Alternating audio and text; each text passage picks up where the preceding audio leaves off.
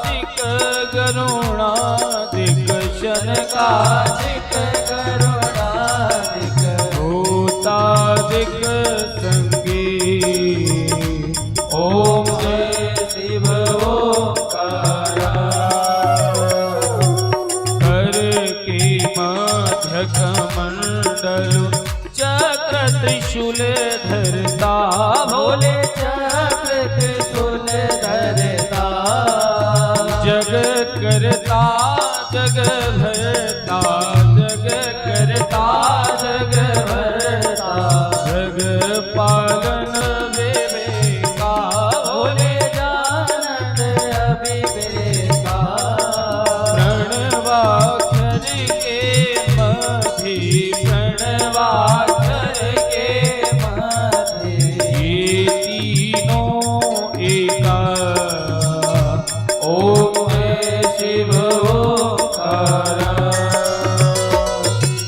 काशी में विश्वनाथ विराजत भोले शुभकारी भोले भोले शुभकारी नित उठ भोग लगावत नित उठ भोग लगावत महिमा ते भारी ओम जय शिव ओंकारा होत गुण शिव जी की आरती जो कोई नर गावे भोले प्रेम सहित गावे कहत शिवानंद स्वामी कहत शिवानंद स्वामी मनवांचित फल पावे ओम जय शिव ओंकारा कर्पूर गौरम करुणावतारम संसार सारम भुजगेन्द्रहारम सदा वसन्तं हृदयारविन्दे भवं भवानी शयितं नमामि त्वमेव माता च पिता त्वमेव त्वमेव बन्धु च सखा त्वमेव त्वमेव वेद्या द्रविणो त्वमेव त्वमेव सर्वं मम देव देव त्वमेव सर्वं मम देव देव त्वमेव सर्वं मम देव सभी बैठ जाएंगे।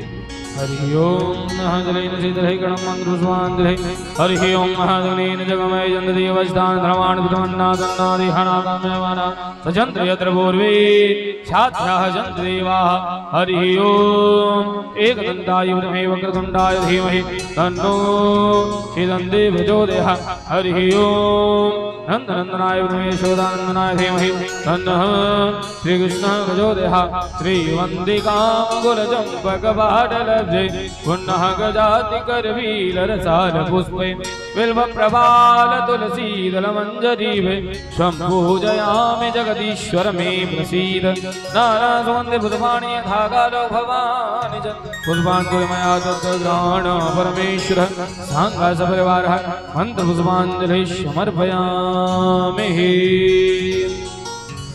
बोली श्री महापुराण की जय श्री महापुराण की जय शंकर भगवान की जय काशी विश्वनाथ की जय हर हर महादेव। सभी यथास्थान बैठ जाएंगे। बैठ करके आज की द्वितीय दिवस की पावन कथा में आप हम सभी प्रवेश करेंगे। बड़ी सुंदर आज की पावन कथा। तो जहां तक मेरी आवाज आ रही है सभी भक्त वृंद अपने अपने गृहकार से निवृत्त होकर कथा प्रांगण में पधारें और आज की पावन कथा में प्रवेश करेंगे। जय जय श्री राधे, जय जय श्री श्याम।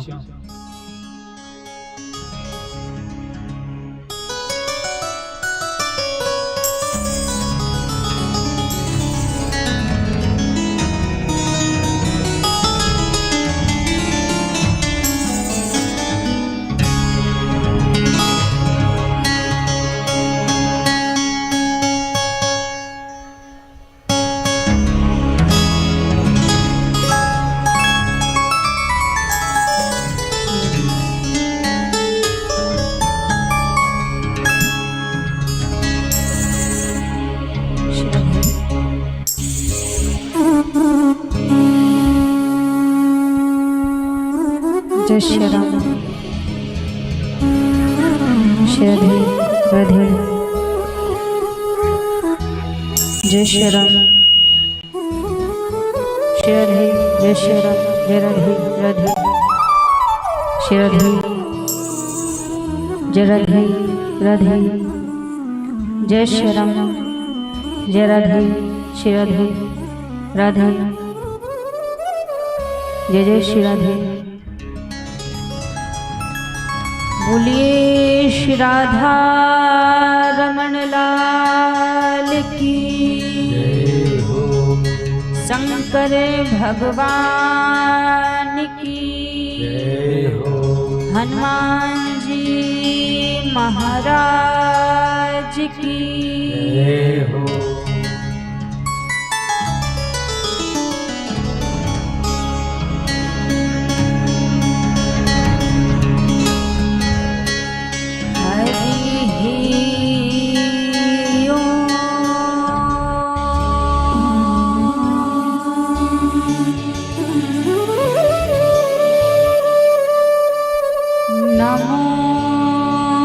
भगवते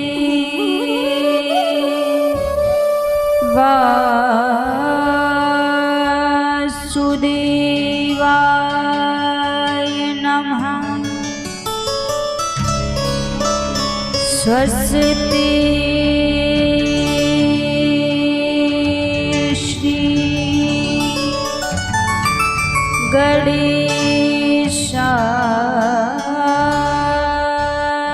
नमः।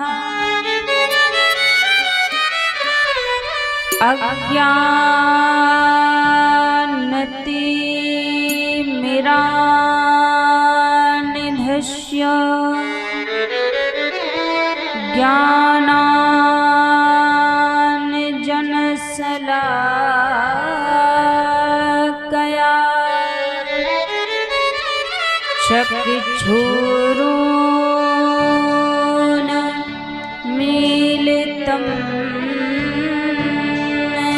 येन तस्मै श्री गुरुवे नमः।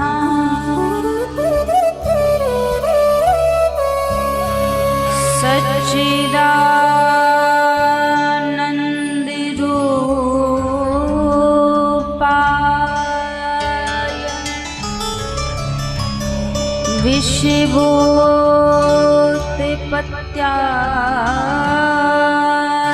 विश्वोत्पत्त्यादिहेतवे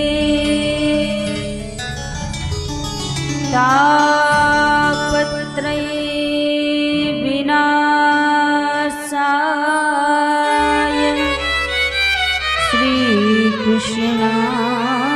श्रीकृष्णाय वयं नमः।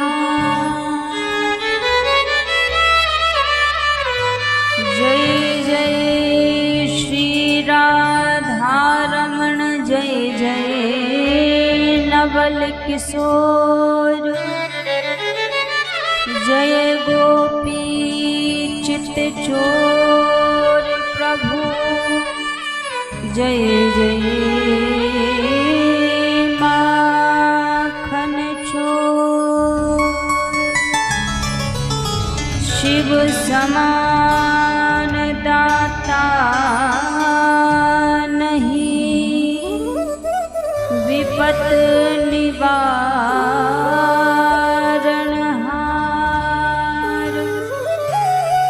लज्जा मेरी राखियो शिव नंदी के असवार। आइए हनुमान जी विराजिए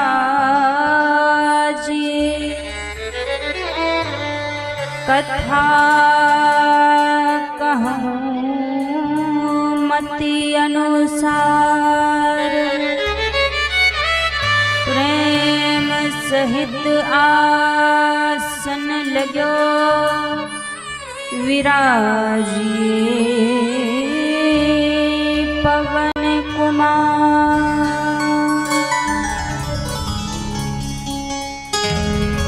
हरे कृष्ण कृष्ण कृष्ण हरे हरे हरे कृष्ण कृष्ण कृष्ण हरे हरे हरे राम राम राम हरे हरे हरे राम राम राम हरे हरे। बोलिए श्री राधा रमण लाल की जय हो। शंकर भगवान की जय हो। पार्वती मैया की जय हो। श्री हनुमान जी महाराज की जय हो। शिव महापुराण की जय हो।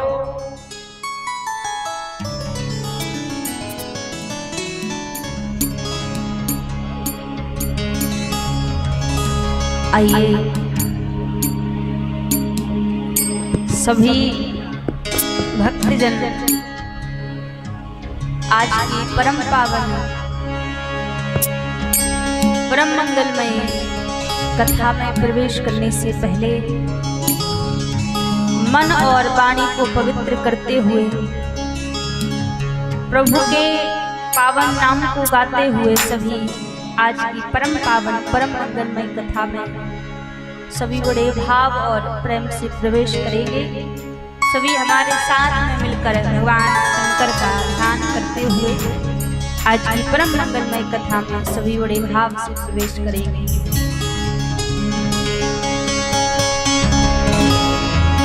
शिव को जीवन सौंप दिया है, शिव को जीवन सौंप दिया है, चिंता नहीं है काल की। भोले बाबा मेरे हैं, मैं बेटी हूँ महाकाल की। भोले बाबा मेरे हैं, मैं बेटी हूँ महाकाल की। भोले बाबा मेरे हैं, मैं बेटी हूँ महाकाल की। भोले बाबा मेरे हैं, मैं बेटी हूँ महाकाल की। शिव को जीवन सौंप दिया है, चिंता नहीं है काल की। शिव को जीवन सौंप दिया है, चिंता नहीं है काल की। शिव को जीवन सौंप दिया है, चिंता नहीं है काल की। शिव को जीवन सौंप दिया है, चिंता नहीं है काल। बाबा मेरे हैं, मैं बेटी हूँ महाकाल की।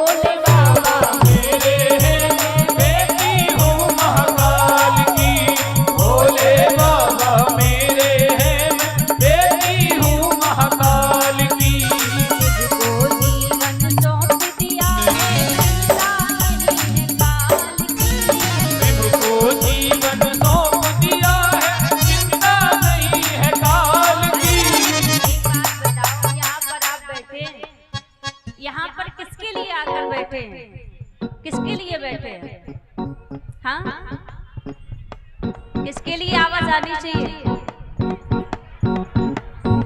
भगवान को याद करने के लिए बैठे हैं ना, प्रभु की कथा सुनने के लिए बैठे हैं। और यहाँ बैठने के बाद भी, यहाँ आने के बाद भी यदि भगवान को याद ना किया जाए, प्रभु को ना पुकारा जाए, तो इससे कोई गलत बात दूसरी हो सकती है। जब आए ही हम यहाँ पर भगवान को याद करने के लिए हैं, प्रभु को पुकारने के लिए हैं, तो क्यों फिर मन को संसार में दौड़ा रहे हैं? अभी भी यहाँ पर बैठकर कम से कम जितनी देर के लिए यहाँ पर बैठो, उतनी देर के लिए ही ठाकुर जी के महादेव के बनकर बैठो। तो कौन कौन महादेव का बन चुका है? किस किस ने अपना जीवन महाकाल के हाथों में सौंप दिया है? अच्छा, पीछे वाले हमारे दादाजी लोगों ने नहीं सौंपा, सबने सौंपा है ना? तो कहिए ना, तो हाथ ऊपर खड़े करके सभी, शिव को जीवन सौंप दिया है, चिंता नहीं है काल की। शिव को जीवन सौंप दिया है, चिंता नहीं है काल की। भोले बाबा मेरे हैं, मैं बेटी हूँ महाकाल की। ओ भोले बाबा मेरे हैं, मैं बेटी हूँ महाकाल की। भोले बाबा मेरे हैं, मैं बेटी हूँ महाकाल की।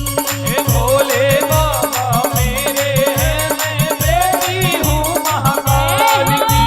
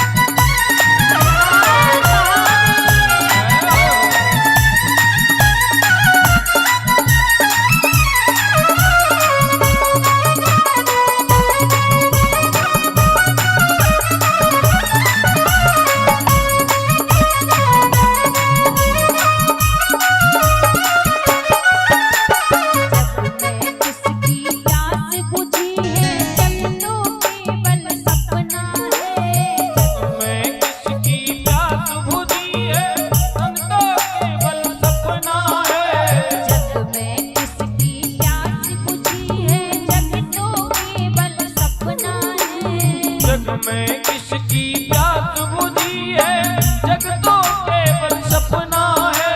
शिव चरणों में आई हूँ मैं, शिव ही मेरा अपना है। शिव चरणों में आई हूँ मैं, शिव ही मेरा अपना है। शिव चरणों में आई हूँ मैं, शिव ही मेरा अपना है। शिव चरणों में आई हूँ मैं, शिव ही मेरा अपना है। जय हो अवंत वासी, जय हो अवंत वासी, कालों के महाकाल की। भोले बाबा मेरे हैं, मैं बेटी हूँ महाकाल की। ओ भोले बाबा मेरे हैं, मैं बेटी हूँ महाकाल की। भोले बाबा मेरे हैं, मैं बेटी हूँ महाकाल की। ओ भोले बाबा मेरे हैं, मैं बेटी हूँ महाकाल की। को जीवन सौंप दिया है, चिंता नहीं है काल की। शिव को जीवन सौंप दिया है, चिंता नहीं है काल की। भोले बाबा मेरे हैं, मैं बेटी हूँ महाकाल की। भोले बाबा मेरे हैं, मैं बेटी हूँ महाकाल की। भोले बाबा मेरे हैं, मैं बेटी हूँ महाकाल की। भोले बाबा मेरे हैं, मैं बेटी हूँ महाकाल की। भोले बाबा मेरे हैं, मैं बेटी हूँ महाकाल की। मैं बेटी हूँ महाकाल की। मैं बेटी हूँ महाकाल की। मैं बेटी हूँ महाकाल की। मैं बेटी हूँ महाकाल। मैं बेटी हूँ महाकाल। बोलिए शंकर भगवान की जय हो। आइए सर्वप्रथम मेरे परम आराध्य अकारण करुणा करुणालय अनंत कोटि कल्पतरु पीतांबरधारी श्री राधा रमण लाल जी के पावन चरणों में प्रणाम करते हुए अनंत बलवंत संत श्री हनुमंत लाल जी महाराज के पावन चरणों में प्रणाम करते हुए देवाधिदेव महादेव भगवान शंकर मां परम मां पार्वती के पावन चरणों में प्रणाम करते हुए सभी संत समाज, विप्र समाज, विद्युत समाज, कथा में उपस्थित सभी भक्तजनों के हृदय में विराजित मेरे लोक लोचन सावरे सरकार के श्री चरणों में व्यासपीठ की ओर से वंदन प्रणाम करते हुए आज द्वितीय दिवस की पावन मंगलमय कथा में सभी प्रवेश करेंगे। एक बार सभी भाव से कहिए हर हर महादेव, हर हर महादेव, हर हर महादेव। आज भूत भावन भोलेनाथ भगवान शंकर की कृपा से हम आप सभी शिव महापुराण के द्वितीय दिवस की पावन कथा में सभी प्रवेश कर रहे हैं।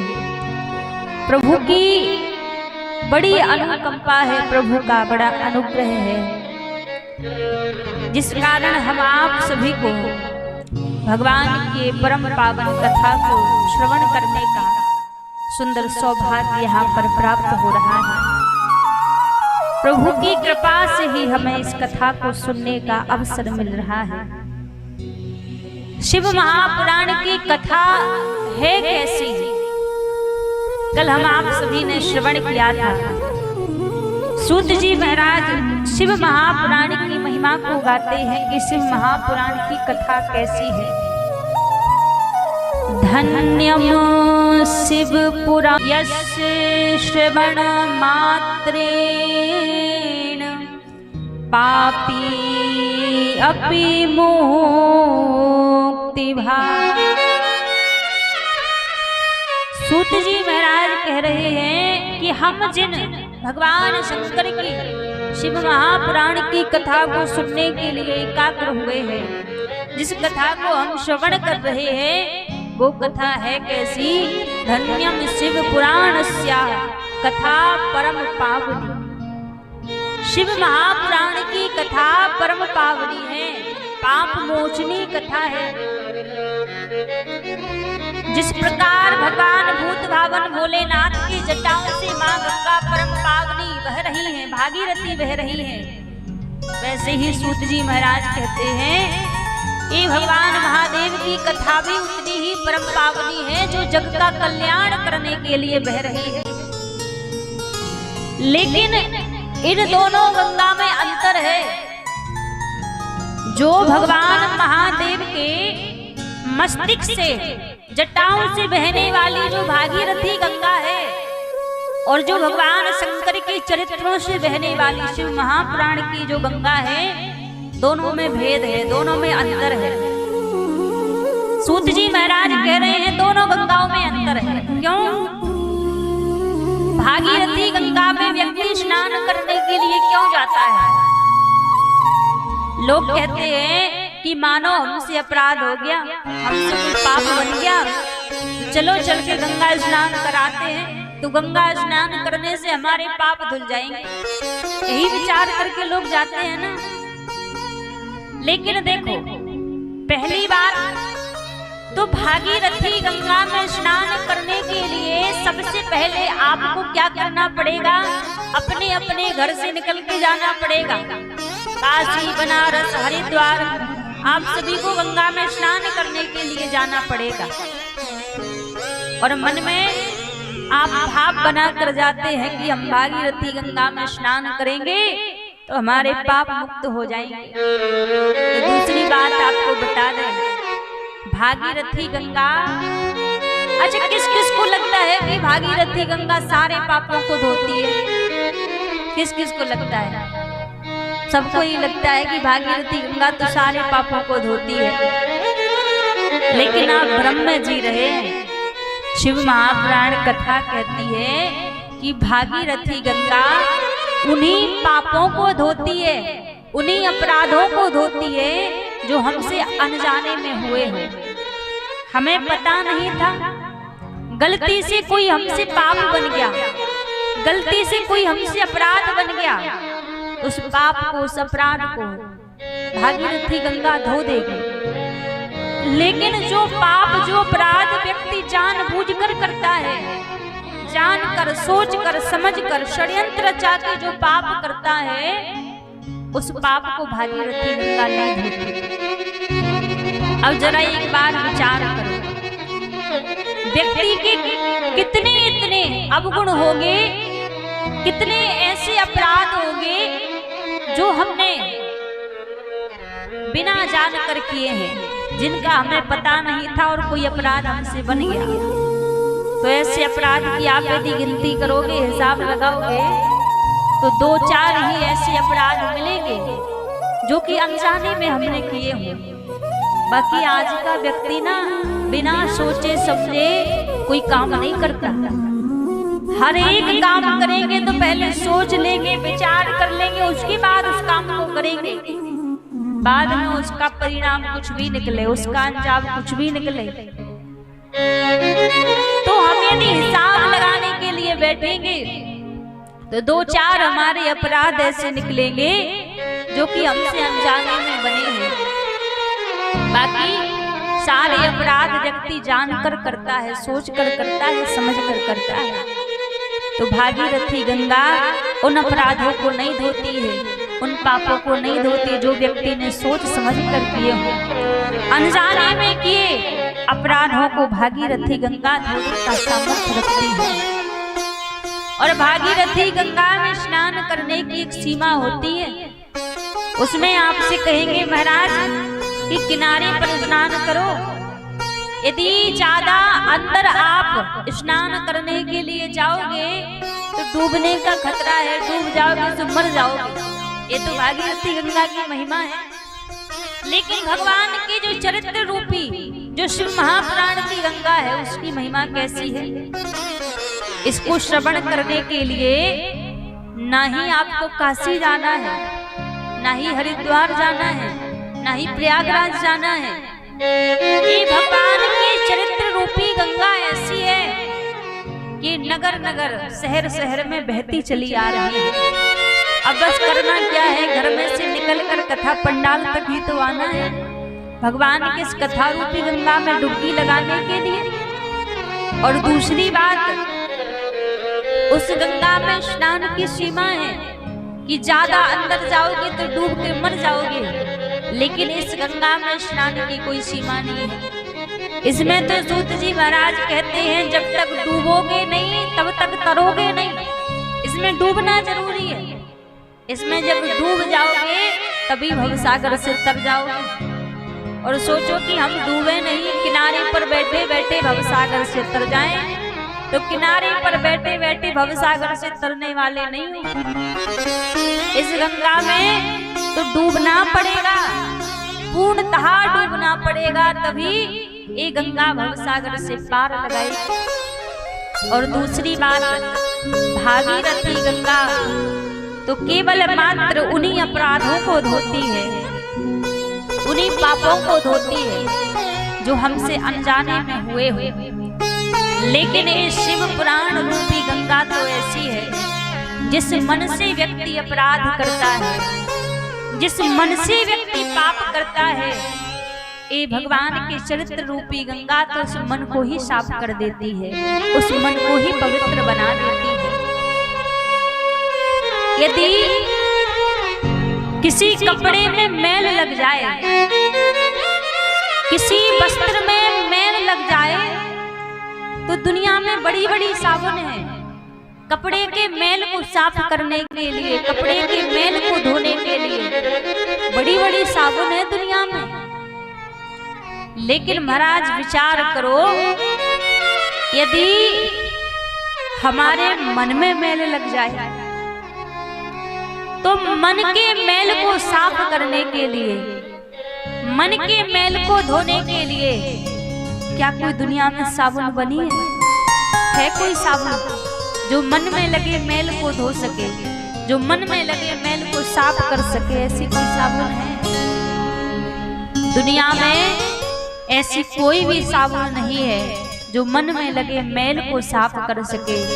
यदि मन में लगे मैल को साफ करना है तो महाराज सत्संग रूपी साबुन को ही लेना पड़ेगा, सत्संग को श्रवण करना पड़ेगा, तभी मन में लगे मैल को हम आप सभी साफ कर सकते हैं। तो ये भगवान की जो कथा है, ये जो कथा रूपी गंगा है, ये तो मन में लगे मैल को भी साफ करने वाली है। मन से जो हमने अपराध किए हों उन अपराधों को भी धोने वाली है, उनको भी साफ करने वाली है। ऐसी भगवान की कथा रूपी गंगा है। तभी सूत जी महाराज ने कहा धन्यम शिव पुराण श्या कथा परम पावनी। ये धन्य है शिव महापुराण की कथा जो समस्त जीवों का कल्याण करने वाली है, समस्त जीवों का कल्याण करने वाली ये कथा है, सबको भवसागर से पार लगाने वाली इस शिव महापुराण की कथा है। ये भगवान की कथा इतनी परम पावन है कि जो भी प्रभु की कथा की शरण में आ जाए, जैसे भी हो, बस कथा की शरण में आकर बैठ जाए और एक बार व्यक्ति हृदय से कह दे कि हे प्रभु, हे महादेव, आज से मैं आपका हूँ।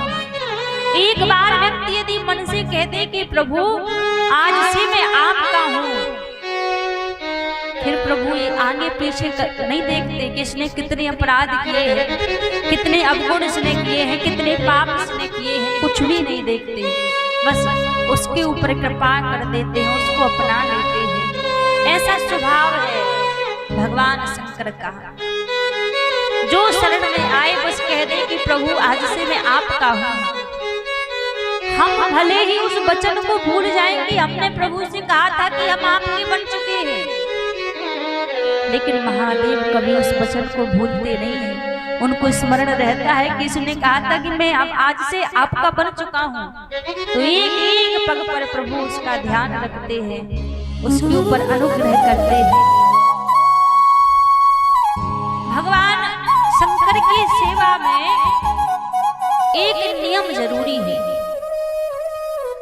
अब वो आपके ऊपर है कि आप अपनी दिनचर्या में कौन सा नियम बनाकर रखते हैं।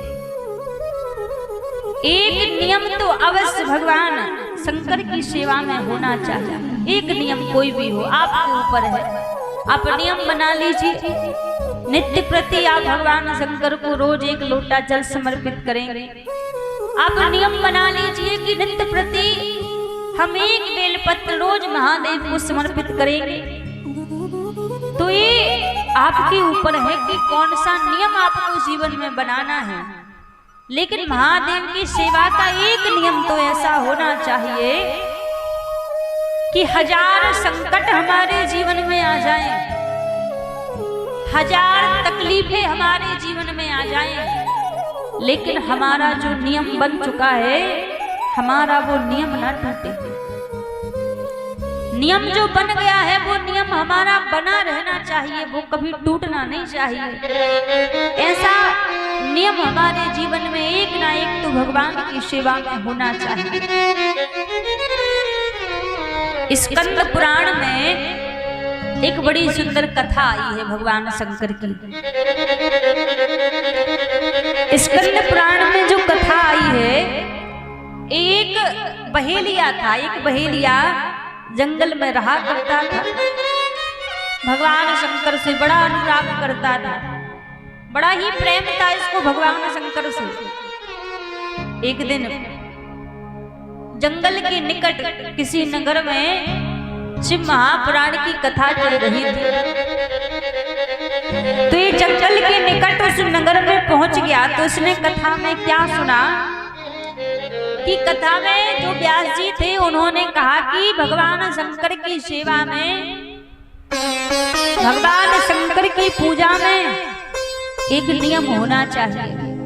यदि एक नियम हमारे जीवन में बन गया तो भगवान शंकर अति शीघ्र कृपा करते हैं, अति शीघ्र रीझ जाते हैं। अभी विचार करने लगा कि मैं तो जंगल में रहता हूँ, जंगल में बड़े जल्दी कोई चीज उपस्थित नहीं होती, बड़े जल्दी कोई चीज मिलती नहीं है, तो मैं कौन सा नियम अपने जीवन में बनाऊं जो मेरा नियम नित्य प्रति पूरा होता रहे, कभी मेरा नियम न टूटे। बहेलिया था, विचार करने लगा कि जंगल में कोई वस्तु मिले या ना मिले, पर जंगल में इतने सारे शमशान जरूर बने हैं, तो कुछ मिले या ना मिले पर नित्य प्रति मुझे भस्म तो मिल ही जाया करेगी, मुर्दे की राख तो मिल ही जाया करेगी। इसने नियम बना लिया रोज का, रोज शमशान में जाता, मुर्दे की भस्म को लेकर आता और आकर भगवान शंकर को समर्पित कर देता।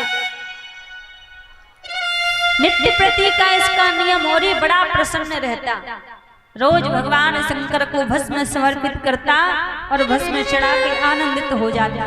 नियम चल रहा है इसका, जब तक भगवान शंकर को भस्म समर्पित नहीं कर देता तब तक ये भोजन नहीं करता, पहले अपना नियम पूरा करता है। ऐसा उसने अपने जीवन में नियम बना लिया। अब क्या होता है, जब भक्त भक्ति के मार्ग पर निकलता है, भजन करने के लिए निकलता है, तो कभी कभी भगवान भी परीक्षा लेते हैं। भगवान इसलिए परीक्षा लेते हैं कि प्रभु जानना चाहते हैं कि भक्ति मार्ग में परिपक्व हुआ है या भी कच्चा ही है, ये पूर्णतः मेरे समर्पित हो चुका है या फिर अभी बाहर से ही भक्ति कर रहा है। तो भगवान भी कभी कभी परीक्षा लेते हैं। आज भगवान शंकर ने सोचा कि रोज तू ही आकर मुझे भस्म समर्पित करता है, आज मैं क्या करूं, आज मैं इसकी परीक्षा लूंगा। और जब विचार करने लगा, आज बहेलिया सोचने लगा कि आज भोर की बेला से ही घनघोर बारिश होने लगी। अब इसका नियम था कि पहले भगवान शंकर को भस्म समर्पित करता, भस्म समर्पित करने के बाद ही भोजन इत्यादि किया करता। आज जब भोर की बेला से ही बरसात होने लगी तो विचार कर रहा है कि कब बरसात रुके और कब मैं शमशान जाऊं और भस्म लेकर महादेव को समर्पित करूं। अब महाराज बरसात होते होते सुबह से साँझ हो गई, साँझ की बेरा हो गई, लेकिन फिर भी बरसात नहीं रुकी, घनघोर बारिश हो रही है।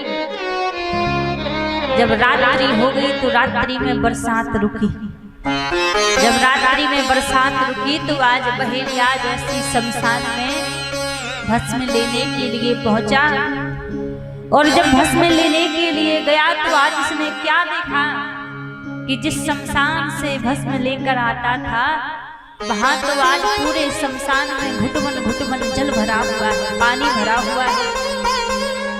इतनी बरसात हो गई कि पूरे शमशान में जल भरा हुआ है। चारों तरफ इसने देखा, कहीं इसको भस्म नहीं मिला। सोचने लगा इस शमशान में नहीं है, आसपास 2-4 शमशान और बने थे, वहां जाकर देख लेता हूं तो शायद वहां तो भस्म मिल ही जाएगी। आसपास जो और शमशान बने थे वहां जाने लगा, वहां जाकर देखा कहीं पर इसको भस्म नहीं मिली। अब तो धीरे धीरे रात्रि के 12 बज गए, रात्रि के 12 बज गए, लेकिन कहीं भी इसको भस्म नहीं मिली। अब तो रोदन कर रहा है, आज प्रभु कैसी परीक्षा आप ले रहे हैं, आज मैं कैसे अपना नियम पूरा करूं, कैसे आपको भस्म समर्पित करूं।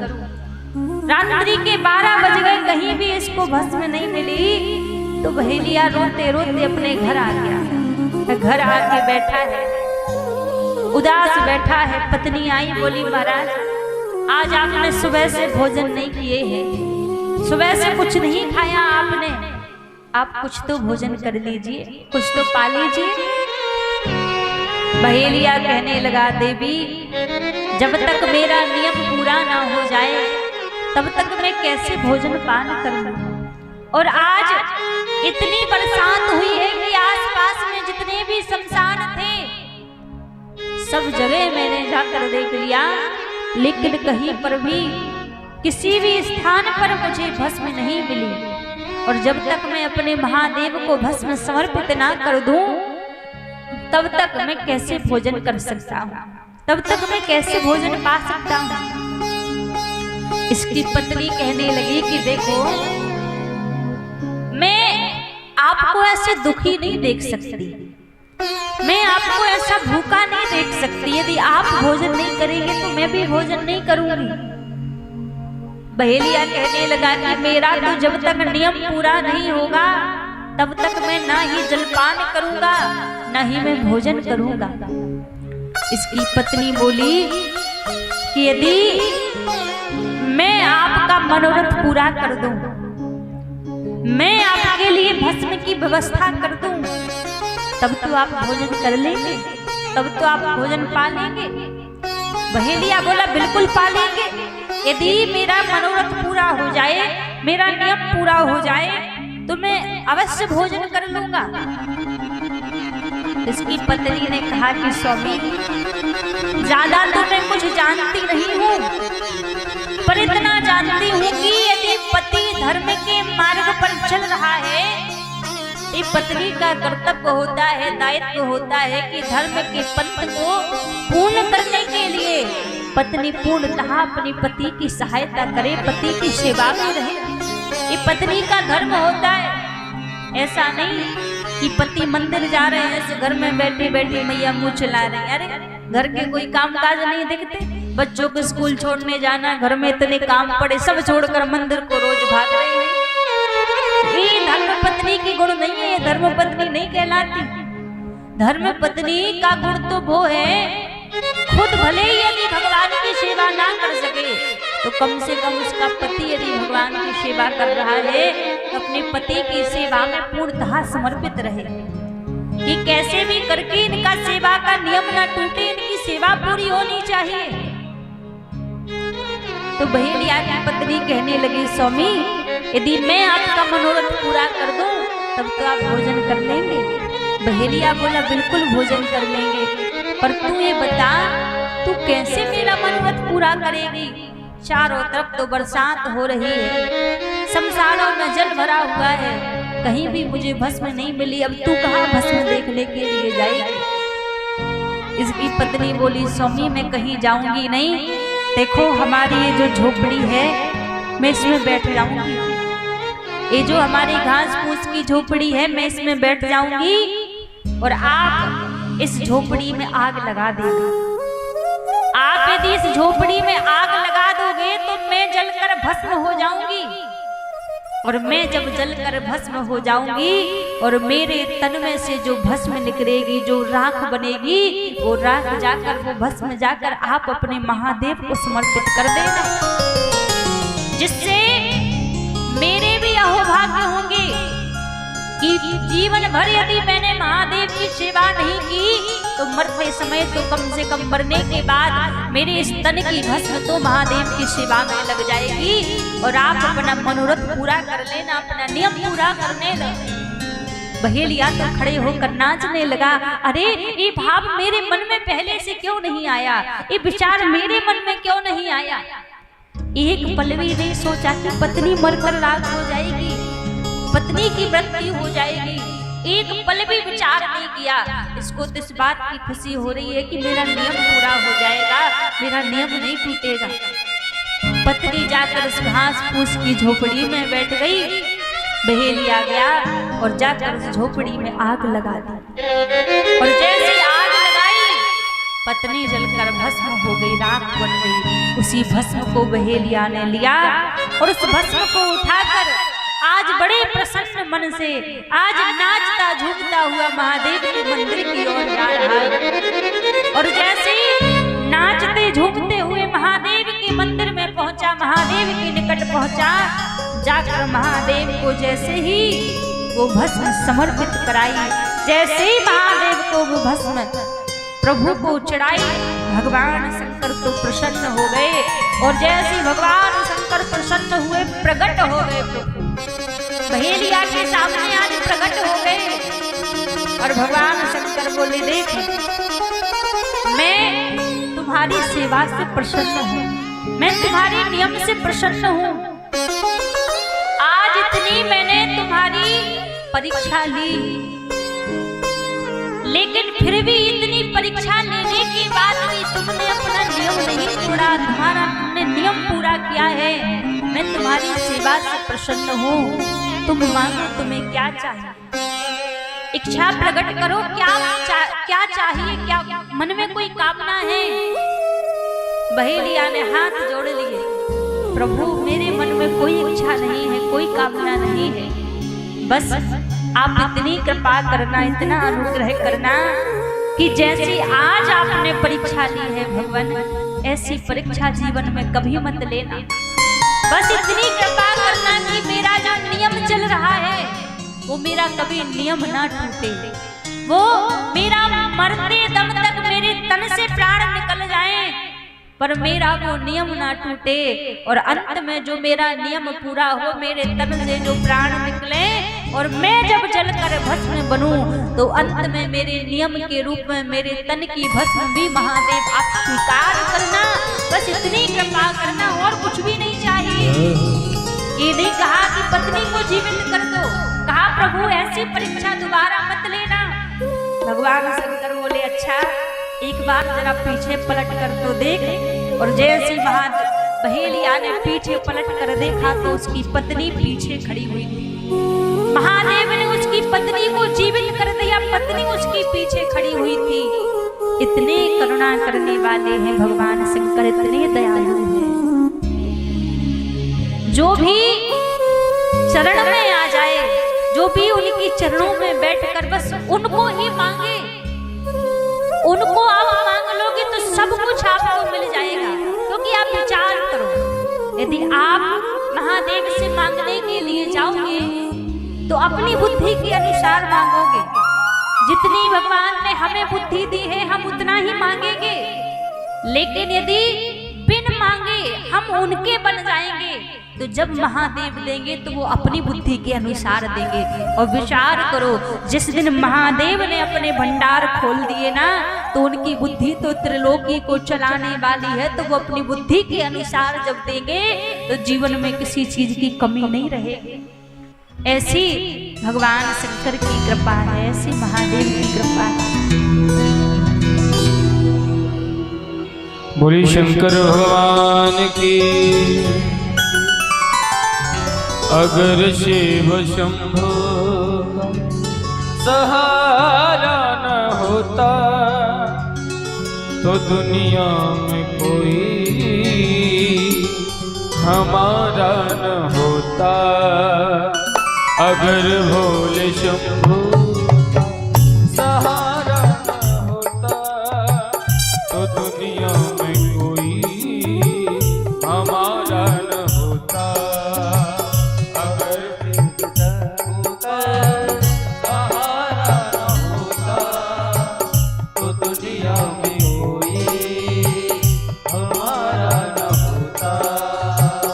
अगर शिव शंभो का सहारा न होता तो दुनिया में कोई हमारा न होता।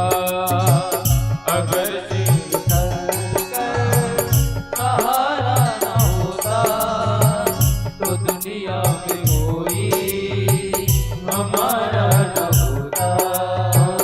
तो दुनिया में कोई हमारा न होता।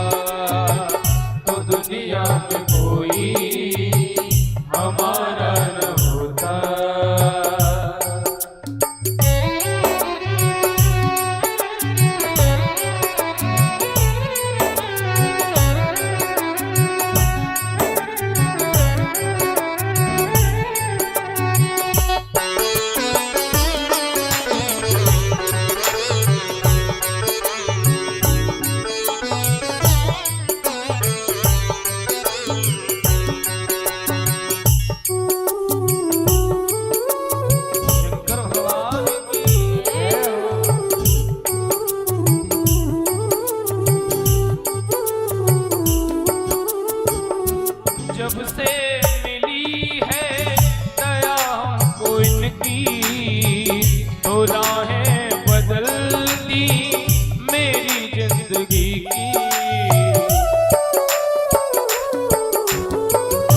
जब से मिली है दया हमको इनकी, तो राहें बदल दी मेरी जिंदगी की।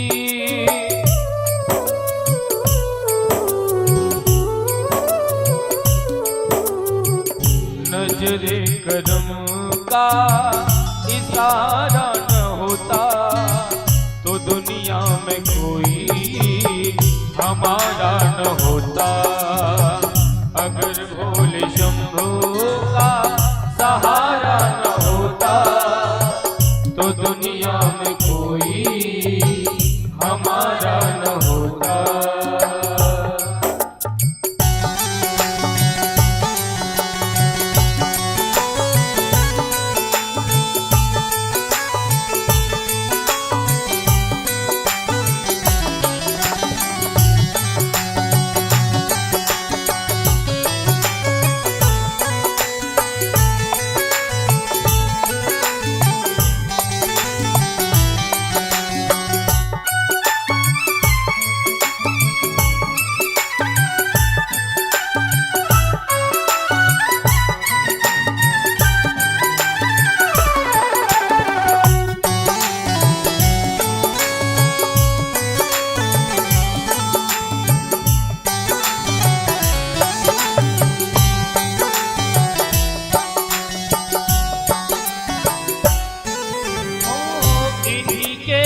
सहारे जिए जा रहे हैं, नाम का अमृत पिए जा रहे हैं।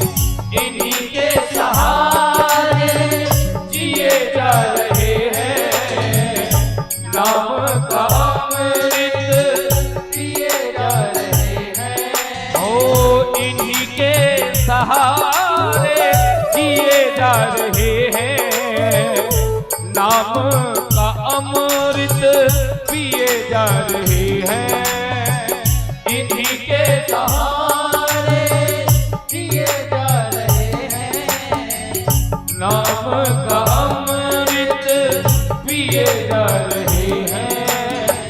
मेरा बिगड़ा जीवन सवारा न होता तो दुनिया में कोई हमारा न होता।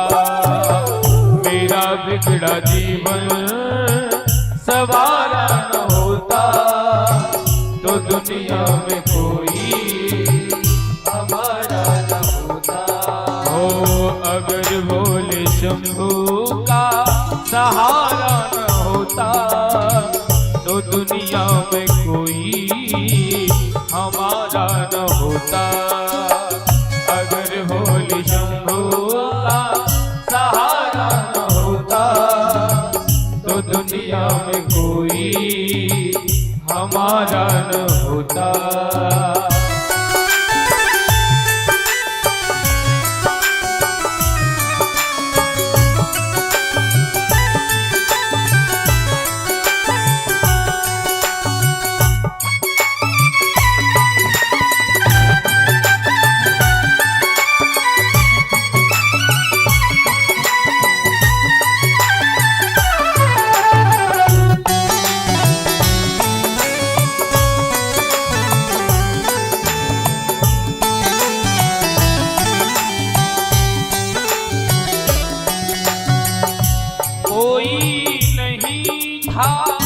दुनिया में अपना भोले से मिलना लगता था सपना।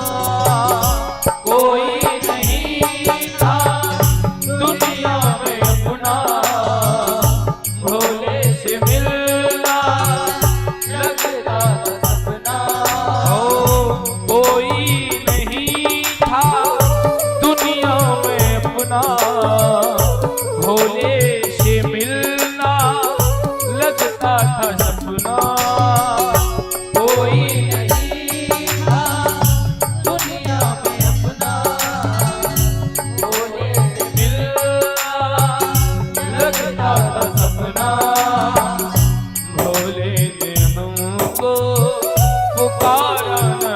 होता तो दुनिया में कोई हमारा न होता।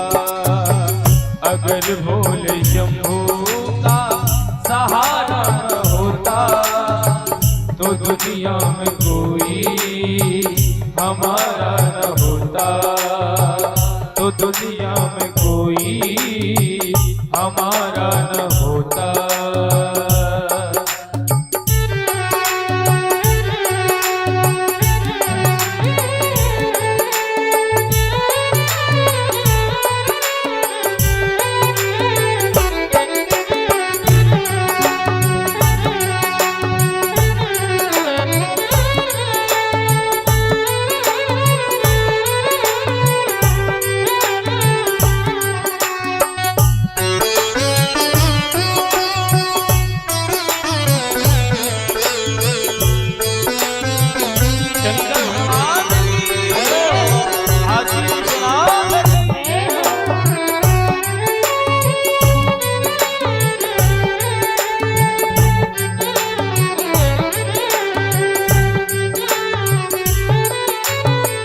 भंवर में थी नैया किनारा दिया है, इन्हीं की कृपा से गुजारा मिला है। भंवर में थी नैया किनारा दिया है, इन्हीं की कृपा से गुजारा मिला है। भंवर में थी नैया किनारा मिला है, इन्हीं की कृपा से सहारा मिला है। भंवर में थी नैया किनारा मिला है, इन्हीं की कृपा से सहारा मिला है। कृपा भरी दृष्टि से निहारा न होता, कृपा भरी दृष्टि से निहारा न होता तो दुनिया में कोई हमारा न होता। अगर भोले शंभू का सहारा न होता तो दुनिया में कोई हमारा न होता। तो दुनिया में कोई हमारा न होता। यहाँ किस किस को भगवान भोलेनाथ का सहारा है? जिन्हें लगता हो कि उनकी कृपा हम पर हमारे परिवार पर है, तो दोनों हाथ उठा करके मीठी मीठी तालियों के साथ सभी कहिए उन्हीं का नाम पुकारते हुए ओम नमः शिवाय, ओम नमः शिवाय, ओम नमः शिवाय, ओम नमः शिवाय। सभी बोलिए ओम हर हर भोले नमः शिवाय, हर हर भोले नमः शिवाय, हे हर हर भोले नमः शिवाय, हर हर भोले नमः शिवाय। ओम नमः शिवाय, ओम नमः शिवाय, ओम नमः शिवाय, ओम नमः शिवाय। हे हर हर भोले नमः शिवाय, हर हर भोले नमः शिवाय, हे हर हर भोले नमः शिवाय, हर हर भोले नमः शिवाय। ओम नमः शिवाय, ओम नमः शिवाय, नमः शिवाय, ओम नमः शिवाय, ओम नमः शिवाय, ओम नमः शिवाय, नमः शिवाय। हे हर हर भोले नमः शिवाय, हर हर भोले नमः शिवाय, हे हर हर भोले नमः शिवाय। थोड़ा हाथ लगे ओम नमः शिवाय, ओम नमः शिवाय, ओम नमः शिवाय, ओम नमः शिवाय, नमः शिवाय, नमः शिवाय। बोले शंकर भगवान की जय, काशी विश्वनाथ की जय। एक बार सभी प्रेम से कहिए हर हर महादेव, हर हर हर हर महादेव। महाराज भगवान शंकर इतने दयालु हैं इतनी कृपा करने वाली है। जैसा स्वभाव भगवान भोलेनाथ का है, ऐसा स्वभाव और किसी देवता का नहीं है। अगर भोले शंभू का सहारा ना होता तो दुनिया में कोई हमारा ना होता। जिसके ऊपर अनुग्रह कर दें महादेव, जिसके ऊपर कृपा कर दें, एक पल में कैसे उसका जीवन बदल देते हैं। एक पल में उसका पूरा संसार बदल देते हैं। ऐसा स्वभाव भगवान शंकर का है। आप किसी और देवी देवता के द्वार पर जाओगे तो जब आप उनके पास में जाओगे तो शायद पहले वो आपके गुणों को देखेंगे कि आपके हृदय में कितने गुण हैं। आपके हृदय में अच्छे गुण तो हैं, आपके कर्म कैसे हैं, पहले शायद आपके कर्मों के ऊपर दृष्टि डालेंगे। लेकिन भगवान शंकर का ऐसा स्वभाव है, जो भी इनके चरणों में पहुंच जाए अनुग्रह कर देते हैं, कृपा कर देते हैं। भगवान भोलेनाथ को किसी के अवगुण देखना आता ही नहीं है, किसी की बुराइयों को देखना आता ही नहीं है। जो बस शरण में चला जाए बस कृपा कर देते हैं। लेकिन भक्ति हमारी सच्ची होनी चाहिए। जीवन में नियम एक कोई भी हो, एक ऐसा नियम जीवन में बना लो कि जिस नियम के कारण प्रभु स्वयं हमारे पास चलकर आए। और दूसरी बात, नियम ऐसा हो कि कभी वो हमारा नियम टूटना नहीं चाहिए। आजकल लोग करते क्या है, कहते हैं ना जैसे दिन बदलते हैं वैसे लोगों के आराध्य बदलते हैं। बोले आज सोमवार है तो शंकर भगवान के मंदिर में पहुंच जाएंगे। सोमवार को इतनी लंबी लाइन लगी है भगवान शंकर के मंदिर में कि सुबह से दोपहर हो गई, नहाते जा रहे हैं भगवान शंकर। और मंगलवार को भगवान शंकर मंदिर से देखते हैं कोई एक आधा ही भक्त आ जाए तो कम से कम स्नान ही करा दे, कोई एक ही भक्त आ जाए तो कम से कम भोग ही लगा दे। क्यों? मंगलवार को क्या भगवान शंकर मंदिर से चले जाते? मंगलवार को क्या भगवान शंकर मंदिर में नहीं रहते? हाँ, क्या सोमवार को अकेले ही रहते हैं? आजकल हमने भक्ति में ना इतना स्वार्थ पैदा कर दिया है, जैसे ही दिन बदलता है वैसे ही हमारा देवता बदल जाता है। जैसे ही दिन बदला वैसे ही हमारे देवी देवता बदल जाते हैं। सोमवार आया भगवान शंकर के मंदिर में चले गए, लंबी लाइन लगा ली। मंगलवार आया तो हनुमान जी के मंदिर में चले गए। तो दिन की तरह हम अपने देवताओं को बदलते हैं, तो ऐसा नहीं होना चाहिए। हमारा जीवन में आराध्य एक होना चाहिए। जीवन में आराध्य एक हो गए और हमारा जीवन में एक तो कम से कम ऐसा नियम होना चाहिए कि जो नियम हमारा कभी टूटे नहीं, जो नियम हमारा कभी भी खंडित ना होवे, वो हमेशा हमारा वो नियम चले। तो एक तो कम से कम ऐसा हमारे जीवन में कोई ना कोई नियम होना चाहिए। आजकल लोग भगवान शंकर के मंदिर में जाते हैं और भगवान शंकर का अभिषेक करते हैं। अभिषेक कैसे करते हैं? लोगों के मन में भगवान शंकर के प्रति चैतन्यता का भाव ही नहीं आता। कई जगह तो ऐसा देखने को मिलता है महाराज, हाथों से उंगलियों में से अंगूठी भी नहीं निकालेंगे, मुद्रिका भी नहीं निकालेंगे और लगे हैं रगड़ रगड़ के भगवान शंकर को स्नान कराने में कि आधी बीत जाए भगवान शंकर। अच्छा एक बात बताओ, क्या भगवान शंकर को पीड़ा नहीं होती? उनको क्या कष्ट नहीं होता? अब कहते हैं चीनी से भगवान शंकर का अभिषेक होता है तो माता पहुंच जाती है मंदिर में चीनी को लेकर और चीनी को लगी है रगड़ने के लिए भगवान शंकर के ऊपर। चीनी का अभिषेक तो होता है लेकिन पिसी हुई चीनी का, जो बिल्कुल बारीक हो जाए, छोटी हो जाए।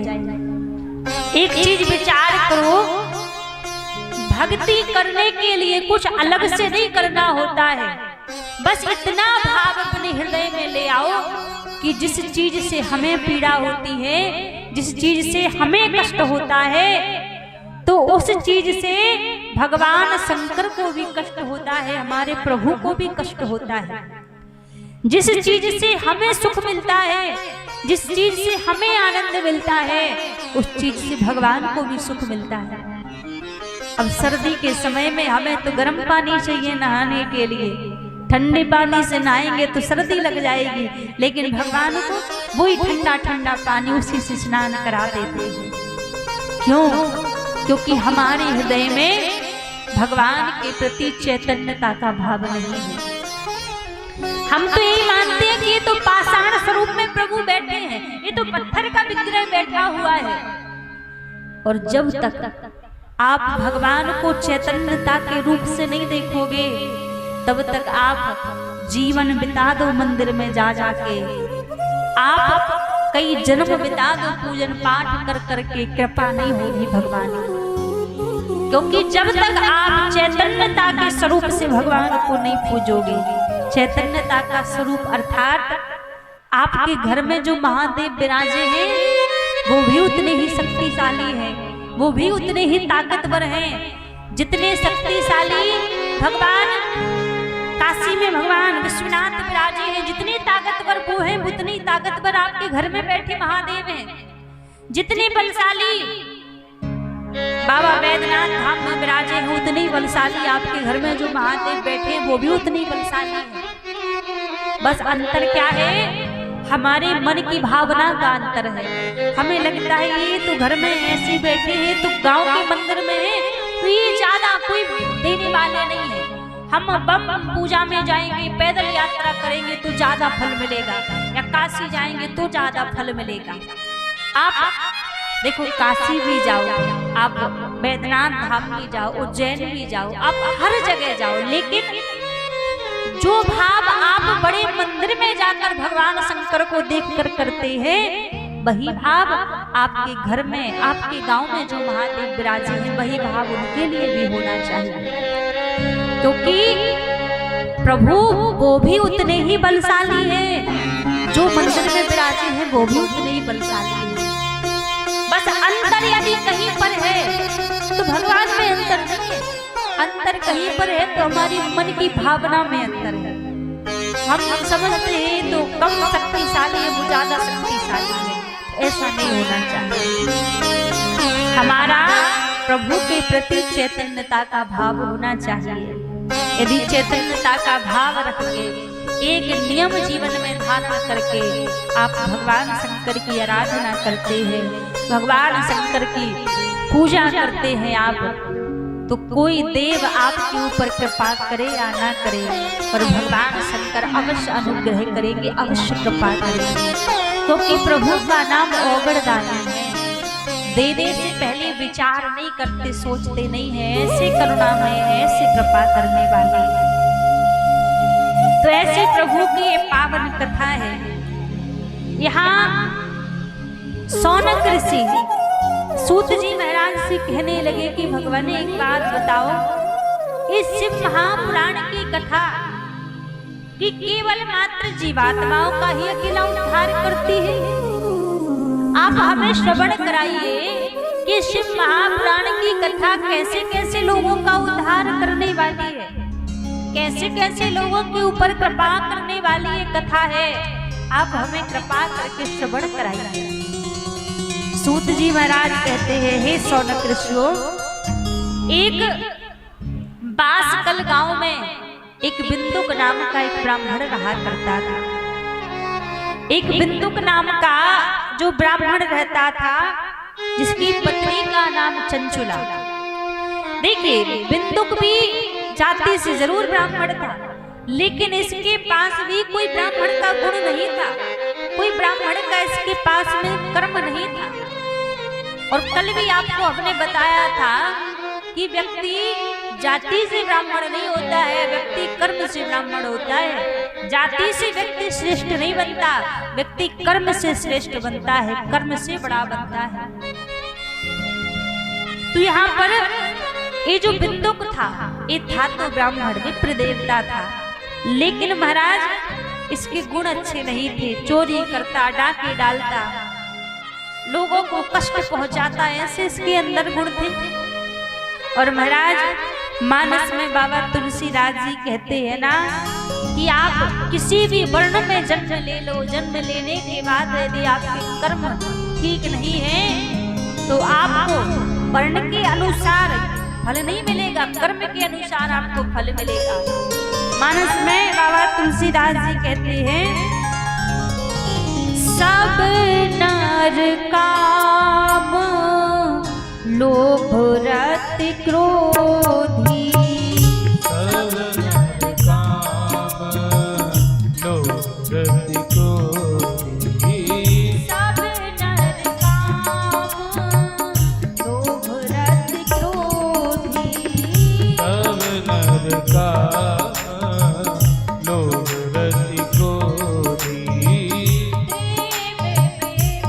श्रुति संत विरोधी, शब्द विरोधी, गुण मंदिर सुंदर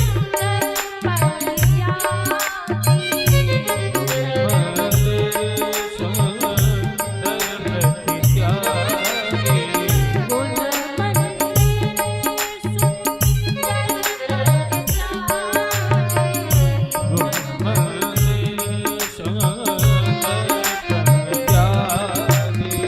भजाहि नारी पर पुरुष अभागी, नारी पर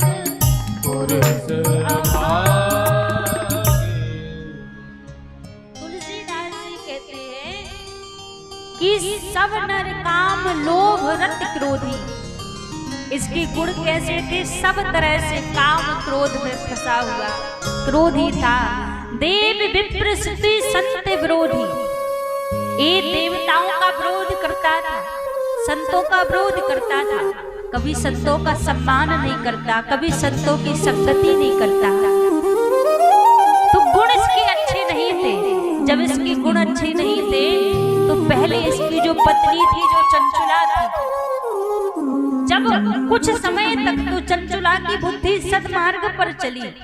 जब सदमार्ग पर चंचुला की बुद्धि चली तो अपने पति को समझाया करती थी कि महाराज आप ये जो धन का हरण करते हैं, आप लोगों के यहाँ जाकर चोरी करते हैं, ये अपराध करते हैं, आप जो अपराध करते हैं इनका त्याग कर दो, क्योंकि इसका त्याग नहीं करोगे तो आपको पाप लगेगा, अपराध लगेगा। अपने पति को समझाया करती थी। जब अपने पति को पहले तो समझाया करती, अब एक दिन क्या हुआ, इसके पति की मृत्यु हो गई। जब बिंदुक की मृत्यु हो गई तो जीवन पर्यंत तो बिंदुक ने कोई अच्छा काम नहीं किया, काम क्रोध की अग्नि में जलता रहा, लोगों को कष्ट देता रहा, चोरी करता, डकैती करता। तो जीवन भर तो कोई अच्छा काम इसके जीवन में आया नहीं, कोई अच्छा काम किया नहीं। अब क्या हुआ, कहते हैं ना संगति का असर जीवन में बड़ी जल्दी पड़ता है। पहले तो थोड़ी बहुत चंचुला के अंदर सद्बुद्धि थी, लेकिन इसका पति जो चोरी कर करके जो धन लाया था, जो हरण कर करके जो धन लाया था, उस धन को, उस पैसा को, उस अन्न को खा खा के चंचुला की बुद्धि भी बिगड़ चुकी थी, विपरीत हो चुकी थी। कहते हैं बुद्धि बड़ी जल्दी संगति से बिगड़ती है। जैसा करोगे संग वैसा चढ़ेगा रंग, जैसा पियोगे पानी वैसी बढ़ेगी वाणी, और जैसा खाओगे अन्न वैसा बनेगा मन। तो चोरी के धन से जो अन्न आया था, जो रुपया पैसा आता था, उसका उपयोग करते करते चंचुला की बुद्धि भी एकदम बिगड़ चुकी थी। अब तो पति की मृत्यु हो गई तो घर में रहती अपने बच्चों को पालती पोसती, लेकिन अपने जीवन में कोई धर्म कार्य नहीं अपनाया, कोई धर्म कर्म नहीं करती, कभी कोई दान नहीं करती, कभी कोई पुण्य नहीं करती। तो ऐसे ही इसका जीवन चल रहा है। कहते हैं बिना धर्म के व्यक्ति का जीवन अधूरा रहता है, बिना भगवान की भक्ति के बिना, धर्म पुण्य के, इतना मानिए कि इंसान का जीवन एक पशु के जीवन की भांति है। यदि जीवन में धर्म कर्म नहीं है तो हमारा जीवन पशु के जीवन की भांति है। क्योंकि केवल मात्र खाने कमाने के लिए जीवन थोड़ी मिला है कि खाओ कमाओ रुपया पैसा जोड़ो इसी में आनंद है ना। खाने कमाने के लिए अकेला जीवन नहीं मिला है। एक खाना कमाना तो एक गधा भी करता है, जो खाता है कमाता है, अपने बच्चों को पालता पोसता है और वही खाने कमाने का गुण अपने बच्चों को सिखाता है। तो एक तो गधे का जीवन भी ऐसा है। तो केवल खाने कमाने के लिए जीवन नहीं मिला है, जीवन का कुछ लक्ष्य है, जीवन का कुछ उद्देश्य है। अब विचार करो, जितने काम एक इंसान करता है, जितने कार्य एक इंसान करता है, उतने सारे कार्य एक पशु पक्षी एक जानवर भी करता है। यदि एक इंसान भोजन करता है ना, तो एक जानवर पशु पक्षी भी भोजन करता है। एक इंसान सोता है तो एक जानवर भी सोता है। एक इंसान बच्चे पैदा करता है तो एक पशु पक्षी जानवर भी बच्चे पैदा करता है। आप खुद विचार कर लीजिए, एक एक काम जो एक इंसान करता है वो सारे एक एक काम एक पशु पक्षी एक जानवर भी करता है। तो अंतर क्या बचा? अंतर केवल इतना है कि एक मनुष्य है। आपने कभी किसी पशु पक्षी जानवर को देखा कि मंदिर में जाकर भगवान का भजन कर रहा हो, कथा में जाकर भगवान की कथा सुन रहा हो, तीर्थ धाम में जाकर भगवान के दर्शन कर रहा हो? कभी देखा? कभी नहीं देखा। केवल एक काम ऐसा है कि जो एक जानवर नहीं कर सकता, वो केवल मात्र एक इंसान कर सकता है। और विचार करो, मानव का शरीर प्राप्त करके, इंसान की देह प्राप्त करके, यदि हमने भगवान का भजन नहीं किया, हमने प्रभु का नाम नहीं जपा, प्रभु की सेवा नहीं की, तो क्या एक इंसान के जीवन में और एक पशु पक्षी जानवर के जीवन में कोई अंतर बचा? कोई भेद बचा? कोई अंतर नहीं है। फिर तो एक पशु पक्षी जानवर की तरह ही जीवन चल रहा है हमारा भी। केवल एक कार से एक इंसान की पहचान होती है कि इंसान है, जानवर है। यदि कोई इंसान भगवान की भक्ति कर रहा है, प्रभु की सेवा कर रहा है, भगवान का भजन कर रहा है, तो पहचान होती है कि हाँ ये इंसान है। और यदि मानव की देह पाकर भी भगवान की सेवा नहीं की, भगवान का भजन नहीं किया, तो महाराज फिर वो इंसान भी जानवर के ही बराबर है।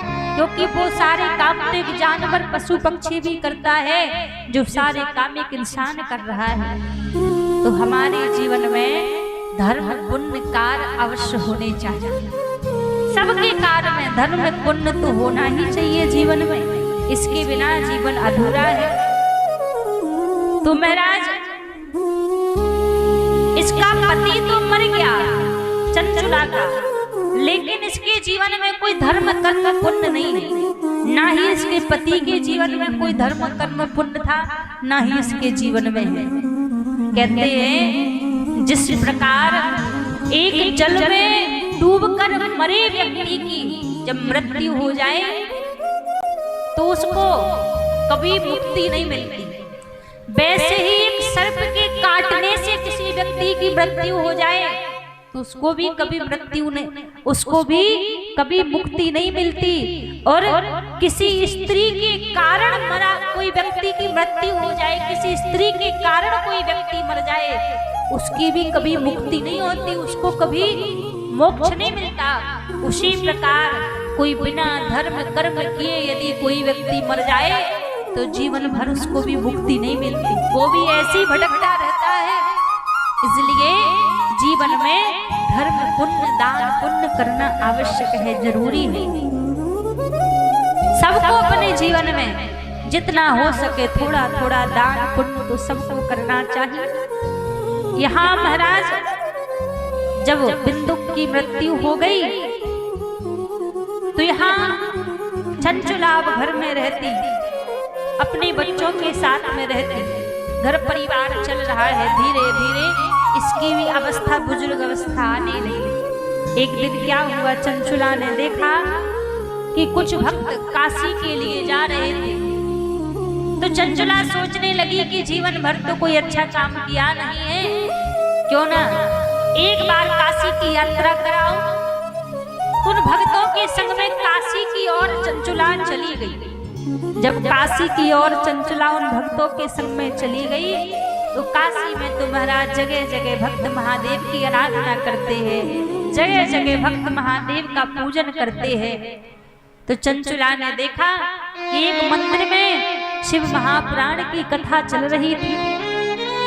जब देखा कि एक मंदिर में शिव महापुराण की कथा चल रही थी तो चंचुला उस मंदिर में जाकर बैठकर कथा को श्रवण करने लगी। जब कथा को सुनने लगी तो वहां पर 28 प्रकार के नरकों का वर्णन हो रहा था। कथा में हमारे शास्त्रों में बताया है 28 प्रकार के नरक हैं और इस संसार में जो भी व्यक्ति जैसा कर्म करता है उसको उसी के प्रकार फल भुगतना पड़ता है, वैसा ही उसको फल मिलता है। तो कथा में 28 प्रकार के नरकों का वर्णन सुनाया जा रहा था। जब चंचुला ने उन समस्त नरकों के वर्णन को श्रवण किया, सुना, तो महाराज घबरा गई, डर गई कि मैंने तो कोई धर्म कर्म नहीं किया है, इतने अपराध किए हैं। जब मैंने इतने अपराध किए हैं तो मुझे तो घोर नरक की याचना मिलेगी। जब कथा पूरी हुई तो चंचुला भय के कारण, डर के कारण, जो ब्राह्मण देवता कथा कह रहे थे, गई और उनके चरण पकड़ लिए। बोली, महाराज आपने अभी अभी जो नरकों का वर्णन श्रवण कराया है, मैंने वो सारे अपराध किए हैं। अब तो मेरे कोई अपराध, मुझे नहीं लगता कि कोई अपराध मुझसे ऐसा छूटा होगा कि जो मैंने नहीं किया हो। मैंने सारे अपराध किए हैं और आपने अभी अभी जो नरकों का वर्णन श्रवण कराया, तो अब मुझे लगता है कि मुझे नरक में जाना पड़ेगा। तो आप बताइए, कोई ऐसा उपाय बताइए जिस उपाय को करने से मुझे इन अपराधों से मुक्ति मिल जाए, एक सारे अपराध नष्ट हो जाए। ब्राह्मण देवता ने कहा, देवी आपने जरूर समस्त अपराध किए हैं, लेकिन आप सौभाग्यवश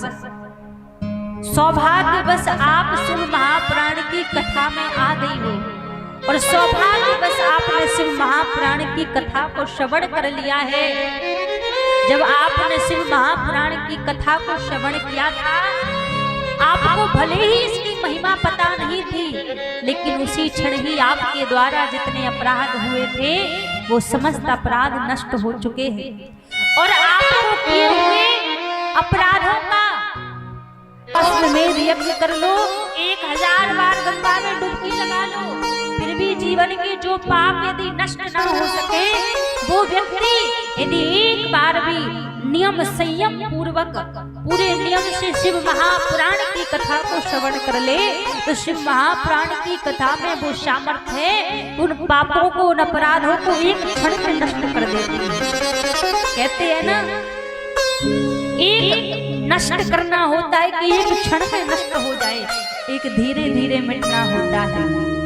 जब व्यक्ति भगवान शंकर की कथा में आता है, आपसे मान लीजिए कोई अपराध हो गया, कोई पाप हो गया, अब आप यदि उनको पैसे पश्चाताप करना चाहें तो जीवन भर उसका आपको पश्चाताप करना पड़ेगा, भजन करना पड़ेगा, नियम संयम करना पड़ेगा, तब वो मिटेंगे।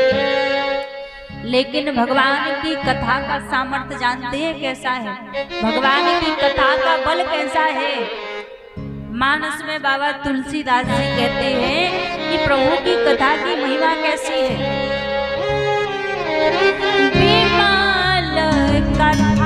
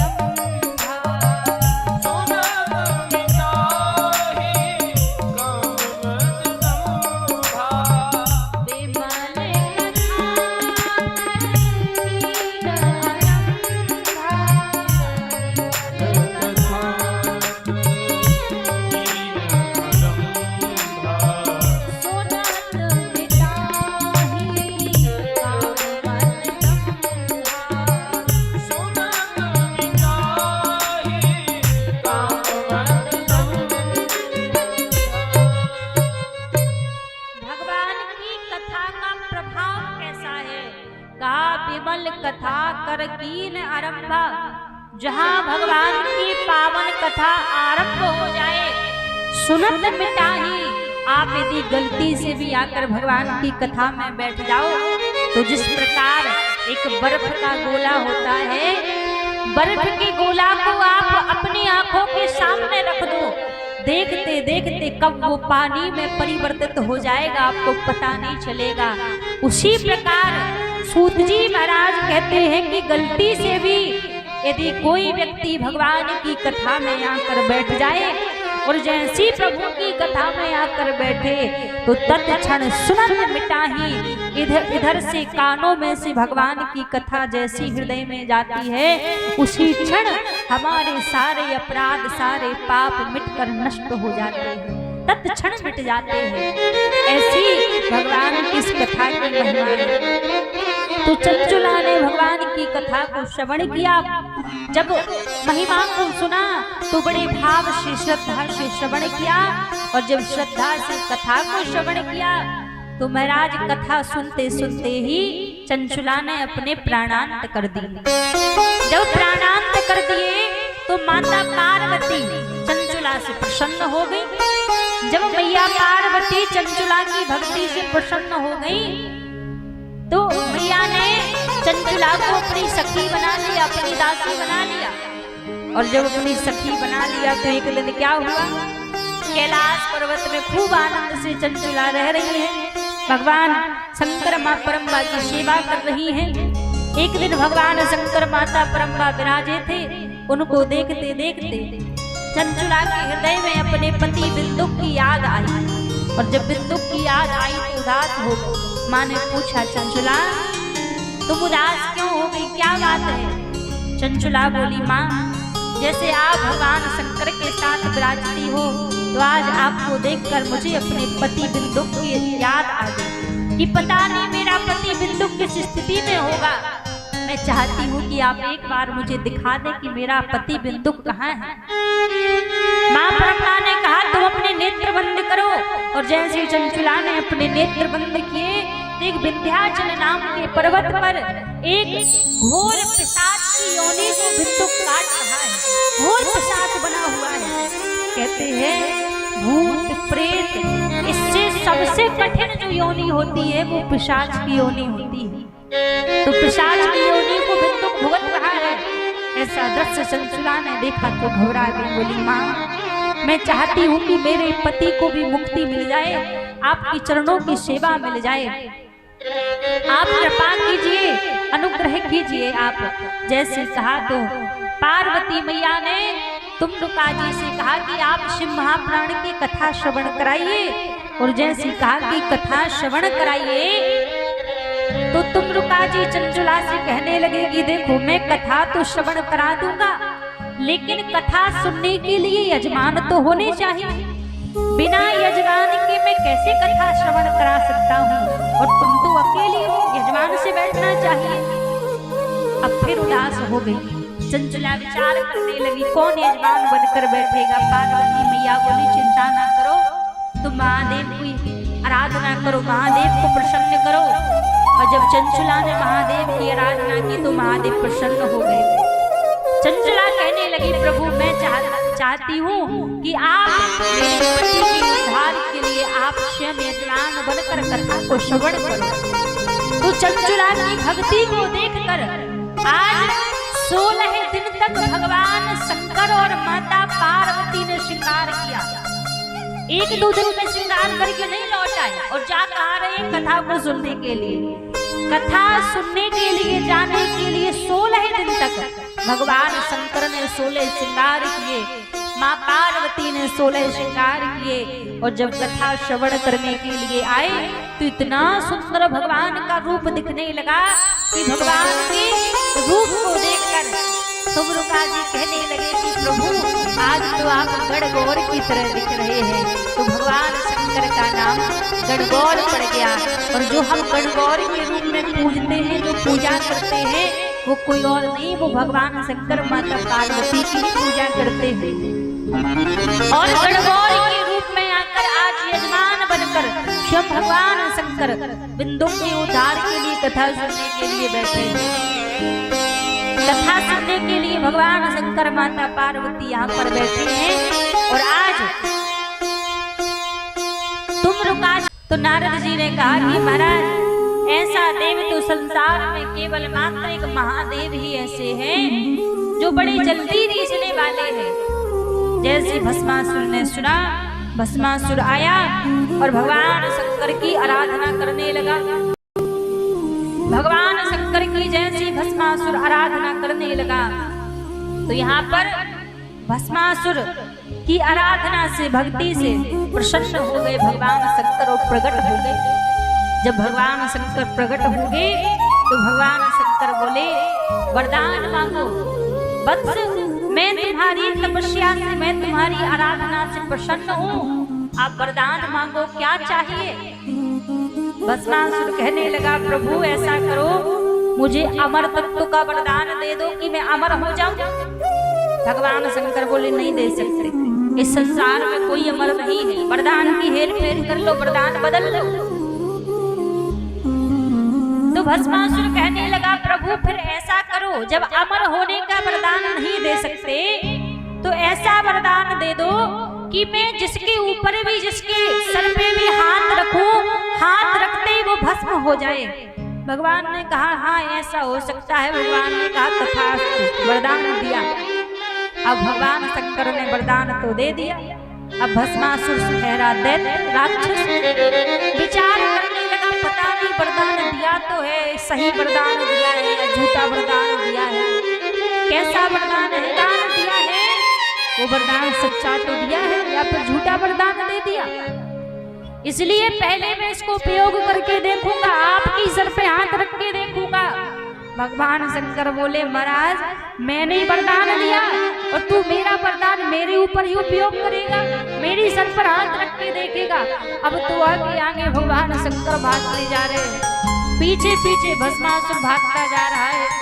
अब भागते भागते जैसे भगवान शंकर दौड़े जा रहे हैं, यहाँ दो प्रकार की कथा आई है कि दो प्रकार से भस्मासुर का उद्धार हुआ। पहली कथा आई है कि जब भगवान शंकर दौड़े जा रहे थे तो भगवान नारायण को लगा कि ये तो मानेगा नहीं। जब मानेगा नहीं तो भगवान नारायण ने क्या किया, यहाँ जैसी भस्मासुर दौड़ता हुआ आ रहा है तो भगवान नारायण ने साधु का रूप बनाया, साधु का रूप बना के और यहाँ सामने आ गए आज भस्मासुर के, और भस्मासुर से कहने लगे तुम कहाँ चले जा रहे हो, कहाँ दौड़े चले जा रहे हो। और देखो महाराज हम सबके बीच भी भस्मासुर जी पधार रहे हैं, बच के रहना, किसी के ऊपर भी हाथ रख सकते हैं। बोलिए शंकर भगवान की जय हो, पार्वती मैया की जय हो।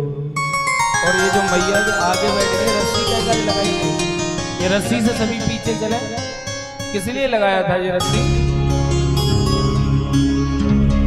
थोड़ा थोड़ा रस्सी से पीछे हो जाए।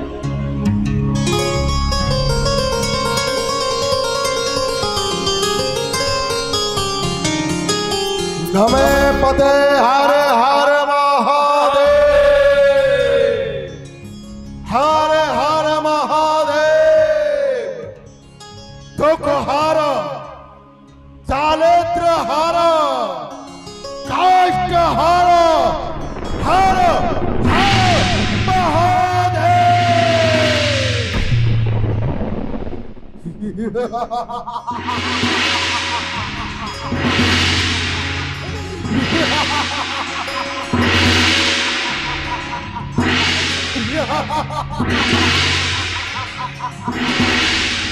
ये क्या ऋषि नाराज हो, मेरे पास आकर के पाताल लोक के अंदर और मुझे प्रणाम नहीं किए। मैंने पूछा क्या नारद ये बताओ तुमने मुझे प्रणाम क्यों नहीं किया? तो नारद ने कहा, हे वृत्तासुर, तुम पाताल लोक के राजा हो, जाकर के तपस्या करो, वरदान मांगो, स्वर्ग के राजा हो जाओ, तब मैं तुमको प्रणाम करूंगा। क्योंकि नारद ने मुझे समझाया था, तप वाले शेष धरे मही भारा, तप वाले ब्रह्मा सृष्टि रचे अपारा। तपस्या के बल से ही इस पृथ्वी को शेषनाग अपने फनों के ऊपर धारण रखते हैं। तपस्या के बल से ही वो ब्रह्मा सृष्टि को रच देता है। तो मुझे भी तप करना चाहिए ना। तप किसका करना चाहिए? भोलेनाथ का। क्योंकि बहुत ही भोले हैं, जो मांगेंगे वो हमको दे देंगे। भोलेनाथ की तपस्या करनी चाहिए।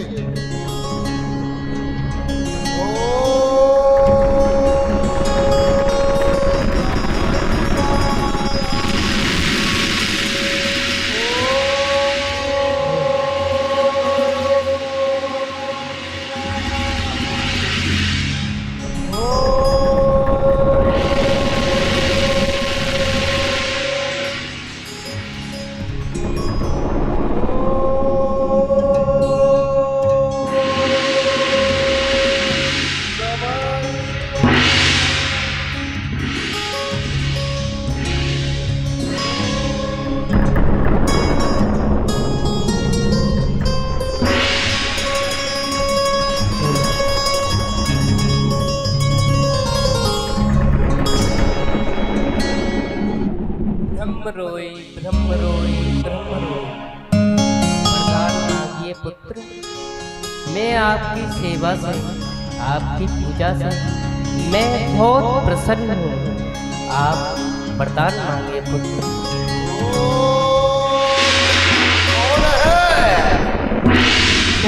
कौन है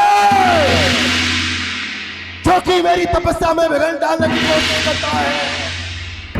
चला जाए यहां से, वरना बोलने वाले मैं तेरा जीना दुश्वार कर दूंगा। यदि तपस्या में भंग डालेगा तो तेरे सर के टुकड़े 1000 कर दूंगा। चला जा, क्योंकि जिन दांतों का सूखा ना हो दूध, दुख होता है उन्हें तोड़ने में। मुझे बाधा डालने वाले चले जा वापस।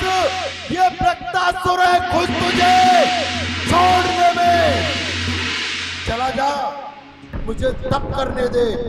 पुत्र मैं शंकर, पुत्र वरदान मांग।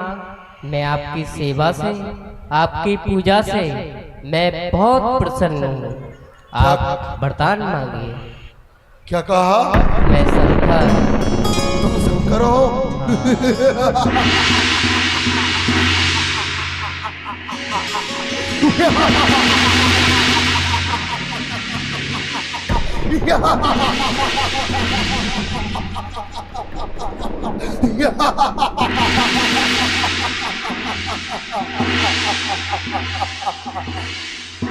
शंकर,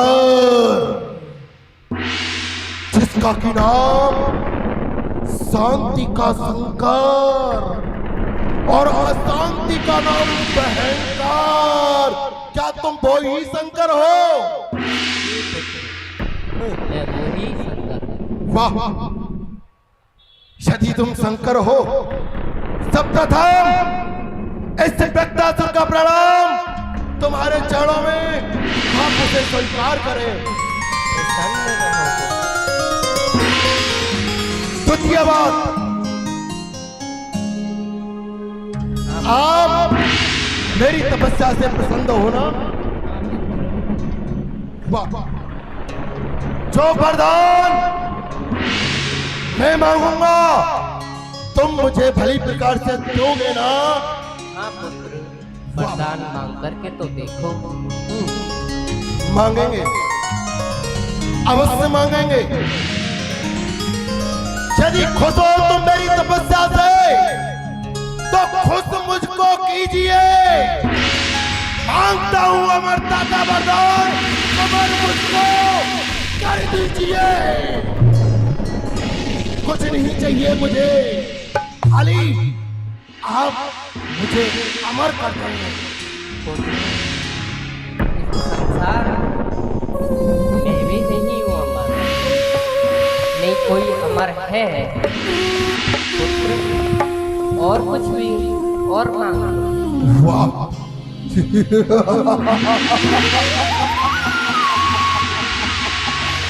ये भोले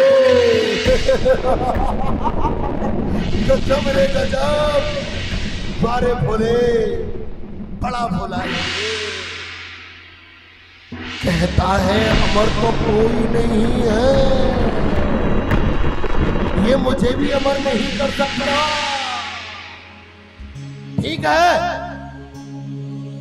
यदि भोलेनाथ तुम मुझे अमरता का वरदान नहीं दे सकते, तो मेरा दूसरा वरदान आप ध्यान से सुन लो। बोलिए। वो हिम्मत, वो ताकत फेंक दूं सर तोड़कर जो मेरे सामने आए। दे दो मुझे वरदान, जो युद्ध भूमि के अंदर मेरे सामने आ जाए, मैं उसके सर को तोड़कर फेंक दूं। ये मुझे वरदान दोगे? मैं दूंगा। तथास्तु। वाह भोलेनाथ,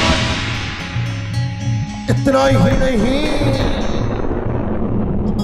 मुझे दूसरा वरदान भी चाहिए।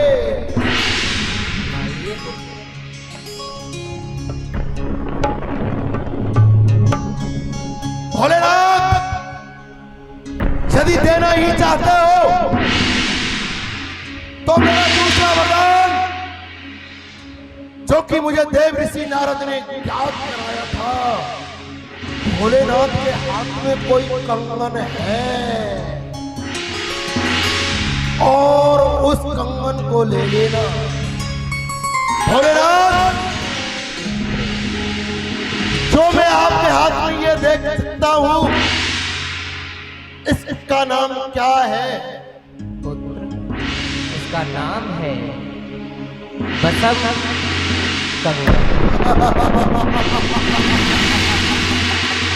भस्म कंगन, ठीक है।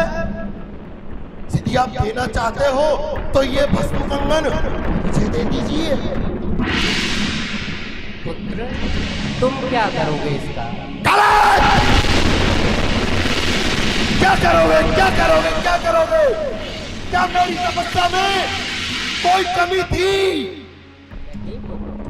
तो फिर तुम मुझे भस्म कंगन क्यों नहीं दे सकते? पुत्र, मैं इसलिए नहीं दे सकता, इस भस्म कंगन में जिसके ऊपर हाथ रखोगे वो भस्म हो जाएगा। यही तो मैं चाहता हूँ रे, यही चाहता हूँ। हाँ भोलेनाथ, आप मुझे देने की कृपा करेंगे या नहीं? हे स्वामी, मैं इस बालक की तपस्या से अति प्रसन्न हो चुकी हूँ। ये आप जो वरदान ये मांगे को दे दीजिए।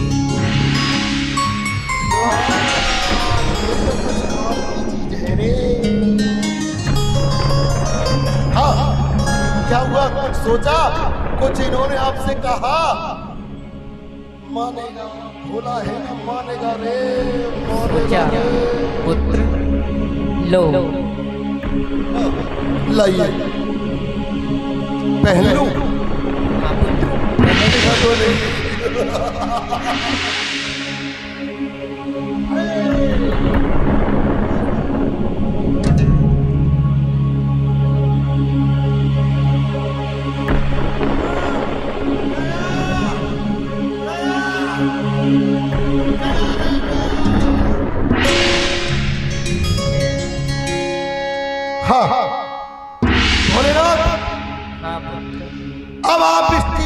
विशेषता बतलाइए, इसके अंदर क्या विशेषता है?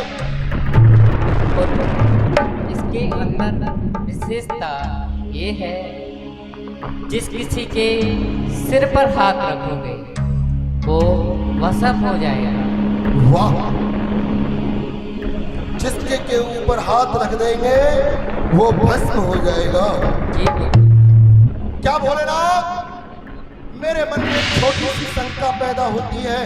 क्या है पुत्र, वो संख्या बताओ। ये बताएं आप मुझे, इस भस्म कंगन के आगे विष्णु का सुदर्शन चक्र कोई बाहर तो नहीं कर सकता है ना? नहीं कर सकता। वाह! दूसरा, ब्रह्मा की ब्रह्म शक्ति इसका कुछ तो नहीं बिगाड़ सकती ना? नहीं बिगाड़ सकती पुत्र। तीसरा, जो तुम्हारा ये प्रलयकारी त्रिशूल है, जिससे कि आप प्रलय कर देते हो, इस सृष्टि का संहार कर देते हो, इस भस्म कंगन का कुछ नहीं बिगाड़ेगा ना? नहीं पुत्र, नहीं बिगाड़ेगा कुछ। ठीक है, अच्छा हुआ आपने बताया। पर भोलेनाथ, ये तो मुझे मिल गया, अब मैं राजा स्वर्ग का बन जाऊंगा। क्यों? क्योंकि मैं इंद्र को मार दूंगा और राजा हो जाऊंगा। पर नारद ने मुझसे कहा था कि नारद जुगल जोड़ी का उपासक है, वो जोड़े से प्रणाम करता है। क्षीर सागर में जाकर के विष्णु भगवान के साथ लक्ष्मी विराजमान होती है, इसलिए नारद विष्णु भगवान के लिए प्रणाम करता है। ब्रह्मलोक में जाकर के पिता में ब्रह्मा के पास ब्रह्मानी होती है, इसलिए वे प्रणाम करता है। और कैलाश पे आता है तो तुम्हारे साथ पार्वती होती है, तुमको भी प्रणाम करता है। पर मेरे साथ तो कोई नहीं है, तो वो नारद मुझे तो प्रणाम नहीं करेगा। अब भोलेनाथ, तुम देना चाहते हो एक छोटा सा वरदान और दे दीजिए, उसके बाद आप चले जाइए। ठीक है पुत्र, मांगिए वरदान। मांगे। भोलेनाथ, इस बच्चे की शादी करने की जिज्ञासा है, तो आप मेरी शादी कराओगे ना? हाँ पुत्र, जो कोई पसंद आ रही हो आपको, मैं उसी से आपका विवाह करवा दूंगा।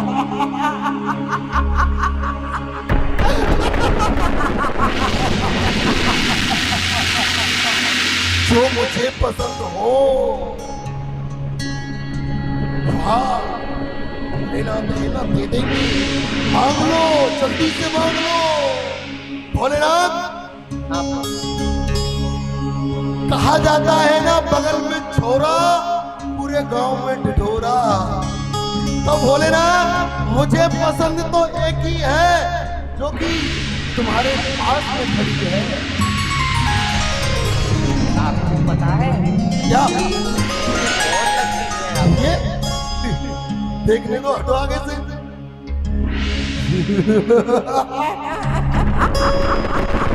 गजब रे गजब, गजब!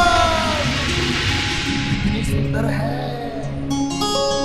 कितनी मासूम है। ये कौन लगती है? आपकी गुरु माता लगती है। कोई गुरु माता नहीं, हम राक्षसों की कोई गुरु माता बहु माता नहीं होती, हमारी तो सब बहु माता होती है। सुनो, ये हमारी गुरु माता नहीं है, हमारी तो दृष्टि ही गलत होती है। ये क्या देवी, मैं आपसे मना कर रहा था, ये राक्षस होगा कोई, आपने नहीं माना। देख लो, वो आपको ही मांगने के लिए वो तैयार हो गई। हाँ, हाँ। अब बताओ मैं क्या करूं? पूछ लो पूछ अब लो। चलो, आप मैं इनको बातों में उलझाता हूँ, आप भागो, ठीक है? क्या हुआ, पूछ लिया? पुत्र, हाँ अब आप मुझे दोगे ना? हाँ मैं दूंगा। तो दे दो। पुत्र, आपने सोने की चिड़िया देखी है? हैं? आपने सोने की चिड़िया देखी है? सोने की चिड़िया? हाँ। सोने की चिड़िया तो सुनार के यहाँ रहती होंगी। अरे हम तो राक्षस हैं, हम चिड़िया बुड़िया उनसे थोड़ी देखते हैं। नहीं पुत्र, आपको मैं सोने की चिड़िया मैं दिखाऊं? क्या कहा भोलेनाथ? आप मुझे सोने की चिड़िया दिखाओगे? हाँ।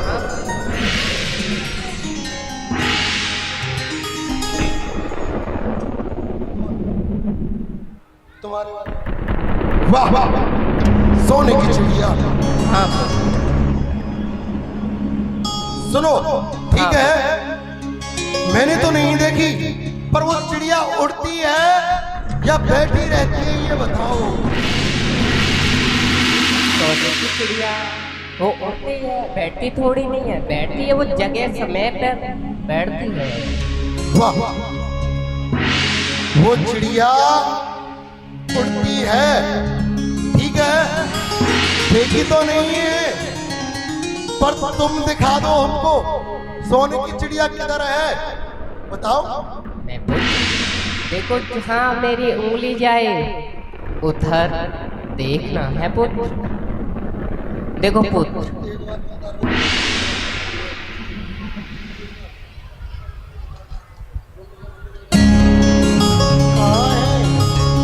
भोलेनाथ सो रहे हो क्या?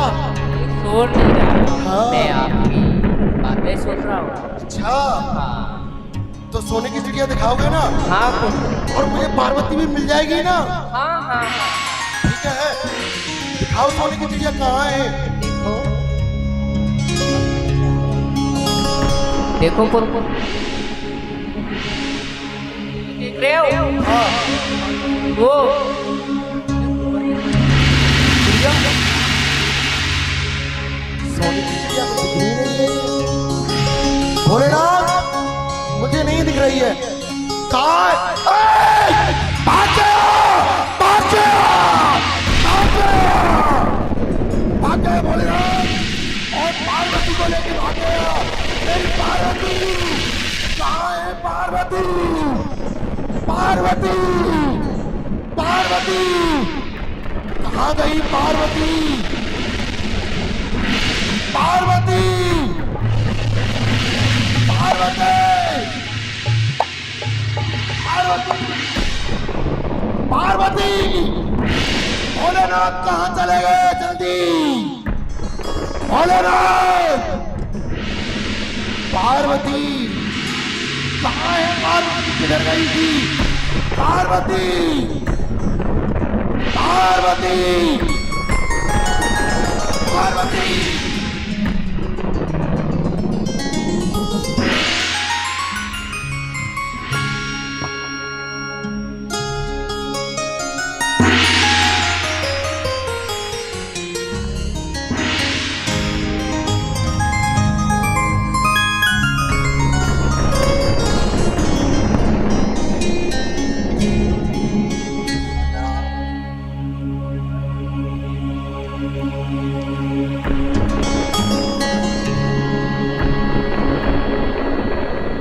पार्वती, पार्वती, पार्वती, कहाँ है पार्वती? ये मेरी पार्वती, ये पार्वती, पार्वती, ए पार्वती, ए पार्वती,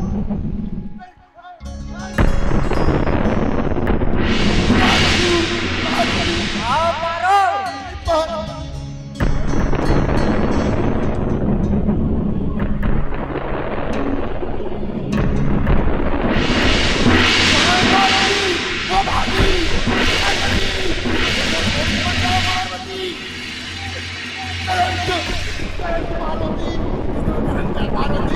मैं मर गया, मेरी पार्वती, पार्वती।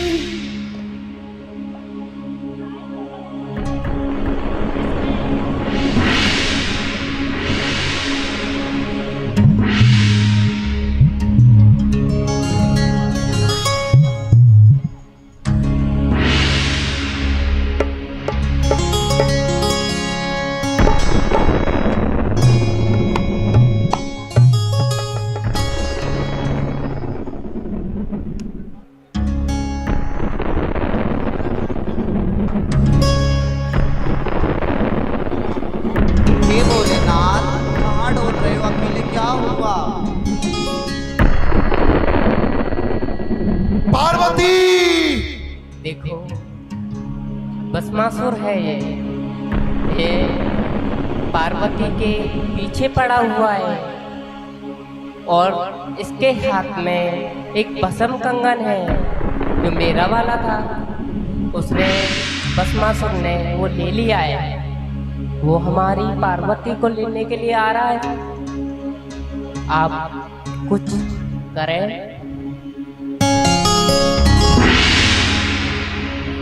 हे भोलेनाथ, आप अपने पर्वतों में जाइए, तपस्या कीजिए, हम देखते हैं उसको, असुर को हम उसका उद्धार करते हैं। आप पधारिए।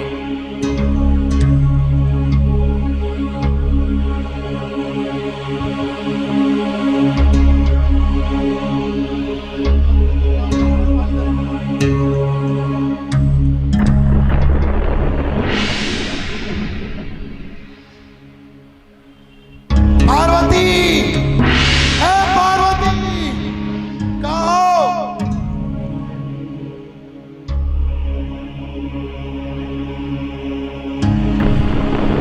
पार्वती, मेरी पार्वती, मेरी पार्वती, पार्वती, यदि तुम नहीं मिलोगी तो शायद मैं जिंदा नहीं रह सकता हूँ। कहाँ पार्वती, पार्वती, पार्वती, बताओ पार्वती, वाह मेरी पार्वती, कहाँ हो पार्वती? ओए ओए, हाँ पार्वती आप आ गई, ये वही पार्वती है ना? पार्वती सुनो सुनो, आप मुझसे शादी करोगी ना? हाँ स्वामी, मैं तुम्हारा ही इंतजार कर रही थी।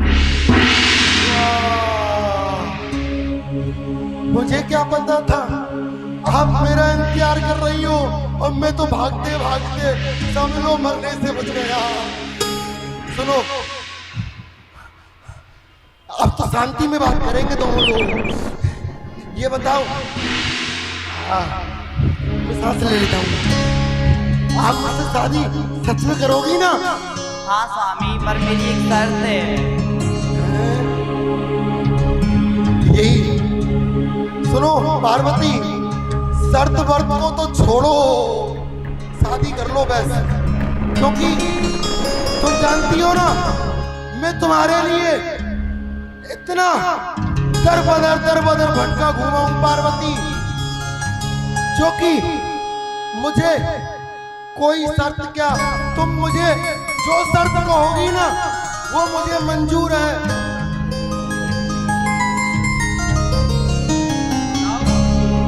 सुनो पार्वती, सारी शर्त मुझे मंजूर है तुम्हारी, पर ये बताओ आप मुझे शादी तो करोगी ना?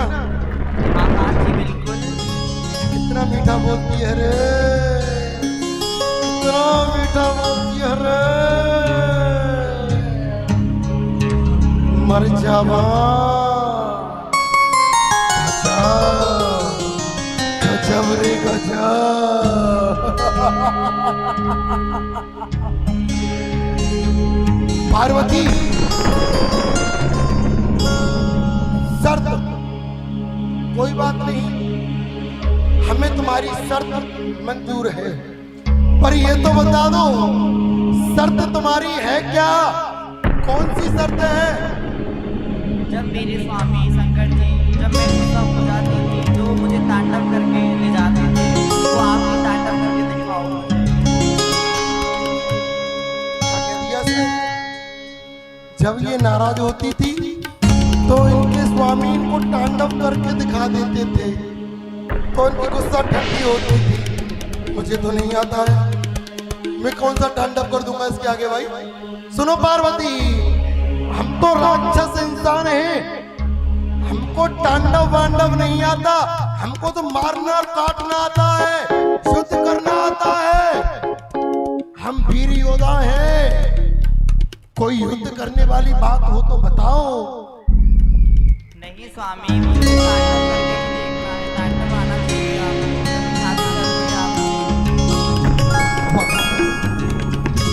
ठीक है पार्वती, पहली बात तो यह है हमको तांडव करना आता नहीं है, इसका कोई उपाय है? मैं सिखाता हूँ, चिंता क्यों कर रहे हो? हाँ, बड़ी अच्छी है पार्वती। ये तो पार्वती मेरा ही इंतजार कर रही थी, मुझे तो ये प्रतीत होने लगा मुझे सिखा दोगी ना। कोई बात नहीं पार्वती, तो कैसे करते हैं? चलो स्वामी करो, मैं सिखाती हूँ।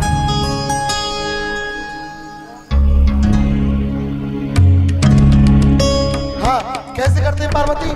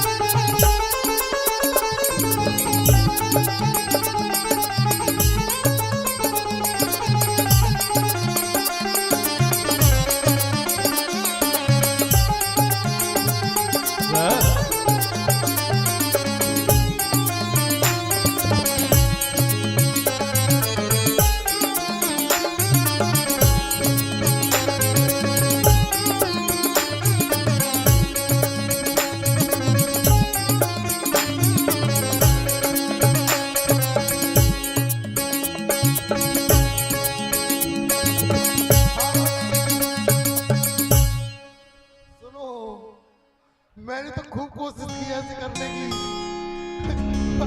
पर पार्वती मुझ पे तो नहीं हुआ। इसके अलावा देखो पार्वती, आप मुझे सिखाइए ना कैसे करना है। आप तो अपने आप करती जा रही हो, मेरी समझ में नहीं आता है।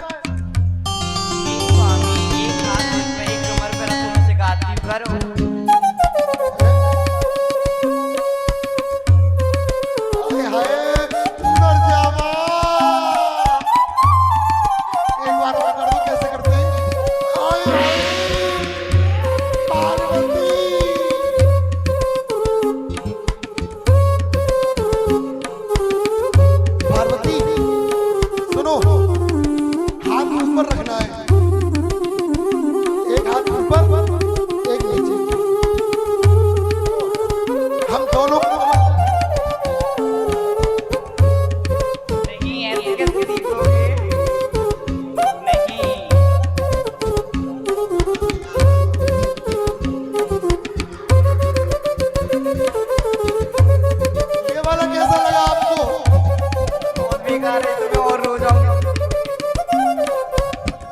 ये बहुत बेकार है, इसको देख के रो जाओगी आप।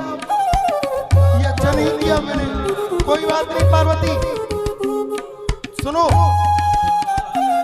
भाई पार्वती, ये हाथ है ना, कौन सा हाथ पे रखना है?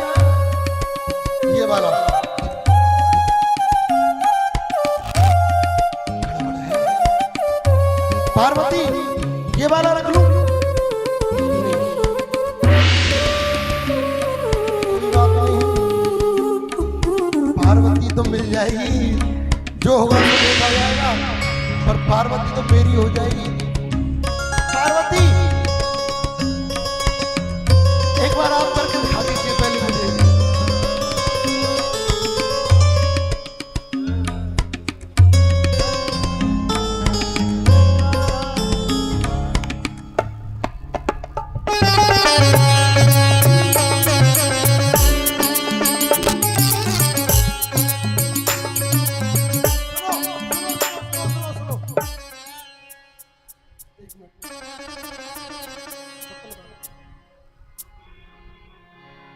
पार्वती हमारी बदली मेरा भाई कर देगा।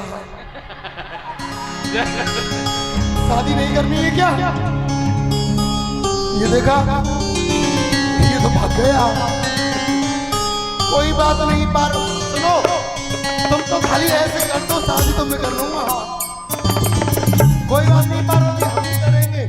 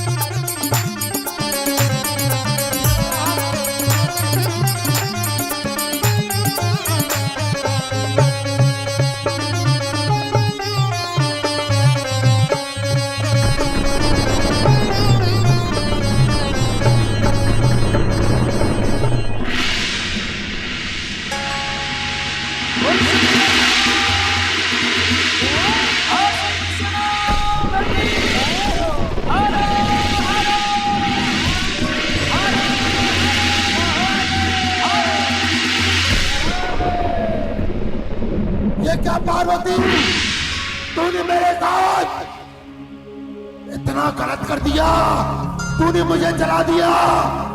मैं जान गया इस स्त्री जाति को, स्त्री जाति पर कभी विश्वास नहीं करना चाहिए, क्योंकि इसी नारी के चक्कर में गई थी राजा दशरथ की जान, इसी नारी के चक्कर में गई थी राजा बाली की जान, इसी नारी के चक्कर में मान बन गया 10 सिकंदर का, और इसी नारी के चक्कर में नारद का मुंह बन गया सिकंदर का। ये नारी तू नार नहीं नौरंगी है, नौरंगी नहीं बहुरंगी है। धक्के तो सारी कुल की धक्के, पर ना चंडी की चंडी है। मुझे जलन हो रही है।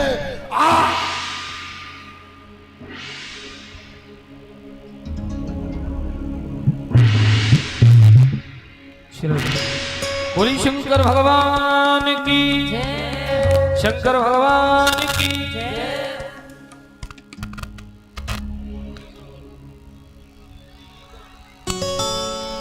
अब हम सभी ने बड़ी सुंदर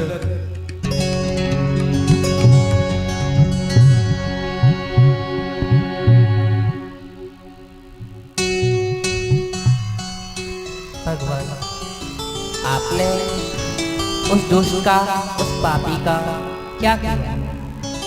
हे भोलेनाथ, हमने उस असुर का उद्धार कर दिया है। कैसे प्रभु, आप मेरे को दिखाइए संचालन करके। हे भोलेनाथ, कृपया कर आप इस चीज को न पूछिए, और उसका उद्धार हो चुका है। नहीं, आप दिखाइए, आप मेरे को प्रभु। जो आज्ञा भोलेनाथ। दिखाओ।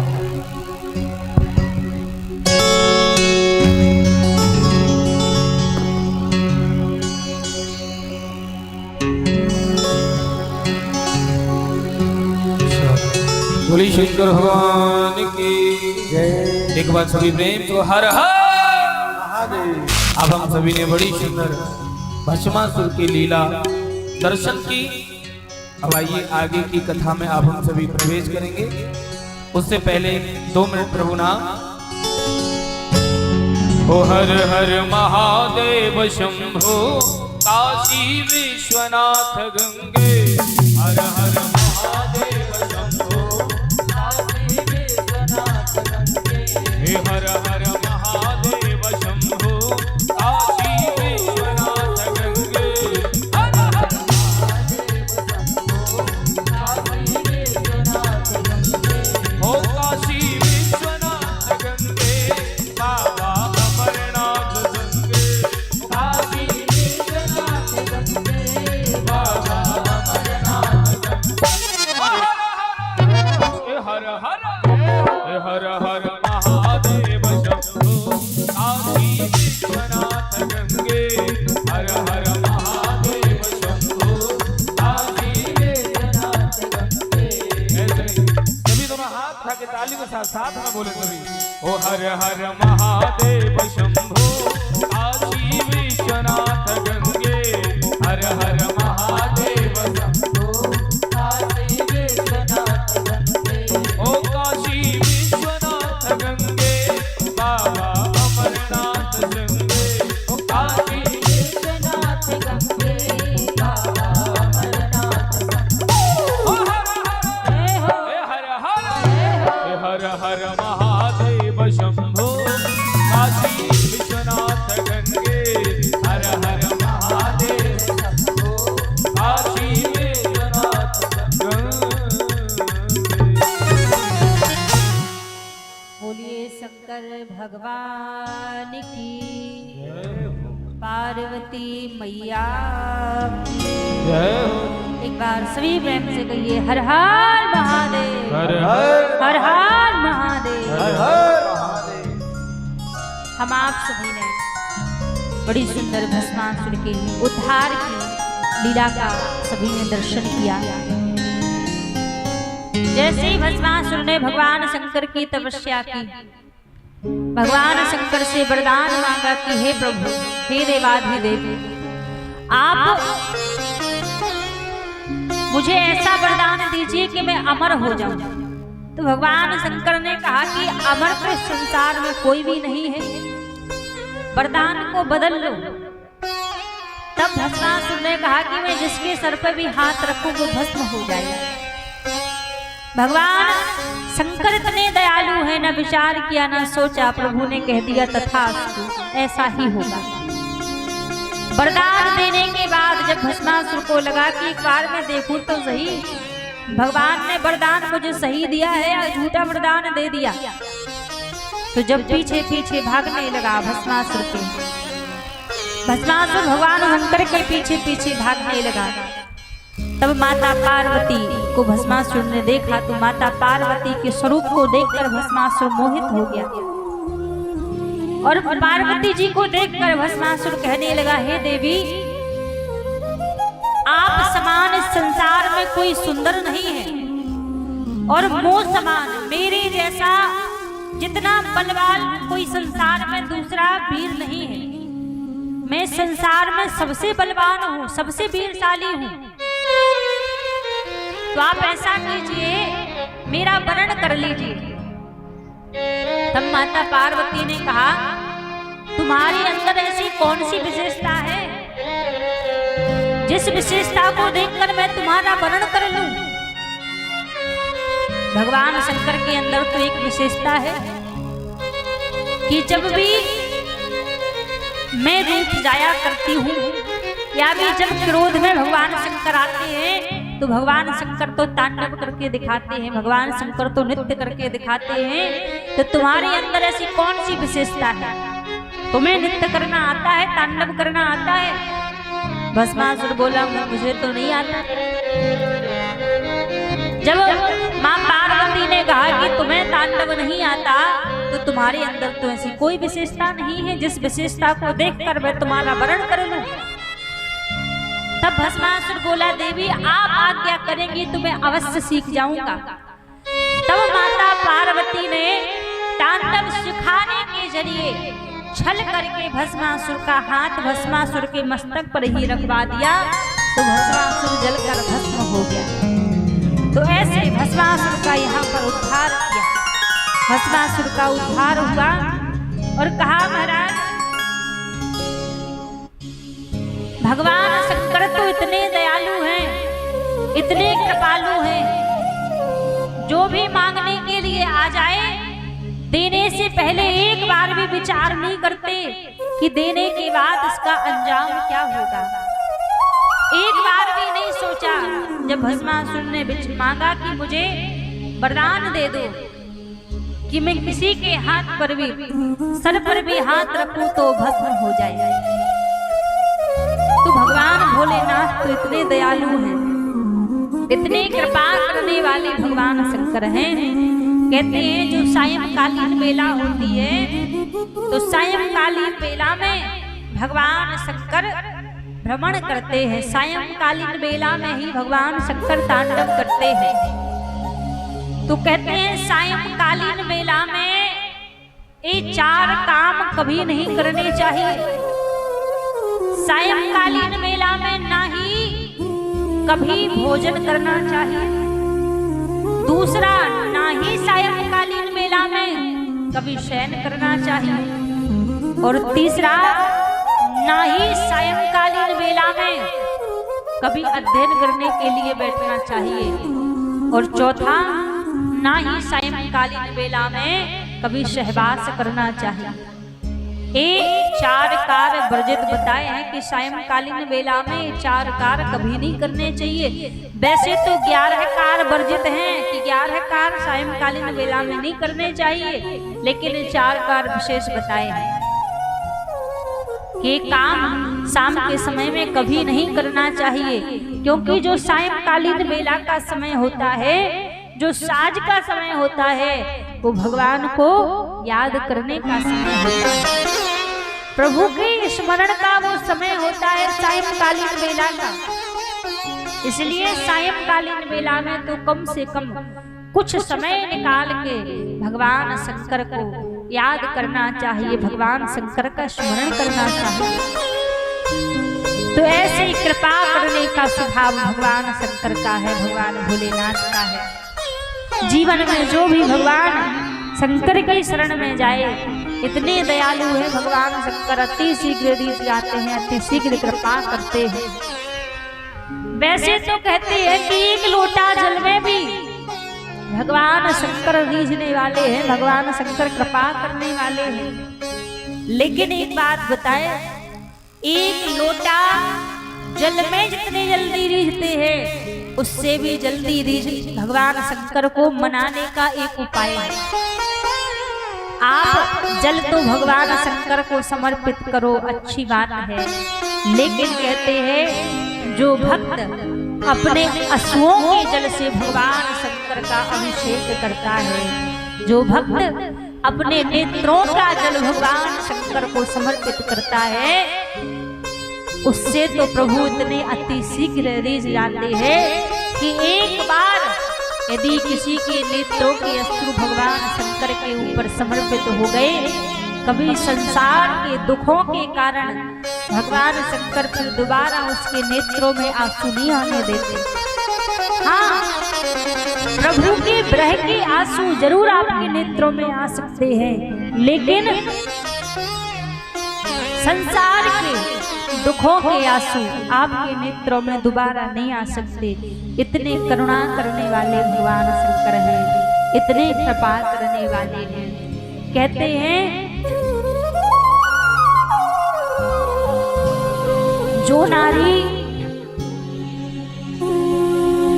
चाहती हो कि मेरा सुहाग हमेशा अमर रहे, मेरे सुहाग के ऊपर कभी कोई संकट ना आवे, मेरे सुहाग के ऊपर कभी कोई विपत्ति ना आवे, तो कहते हैं वो नारी भगवान शंकर का बट वृक्ष के नीचे भगवान शंकर को विराजित करके घी में सिंदूर मिला के यदि शिवलिंग के ऊपर चढ़ाती है, शिवलिंग का घी में सिंदूर मिला के अभिषेक करती है तो उसके सिंदूर के ऊपर, उसके सुहाग के ऊपर भगवान भोलेनाथ कभी कोई विपत्ति नहीं आने देते, कभी कोई तकलीफ नहीं आने देते। जो नारी सिंदूर से भगवान शंकर का अभिषेक करे, भगवान शंकर के ऊपर सिंदूर समर्पित करे, तो आपका सुहाग कितने भी संकट में क्यों ना हो,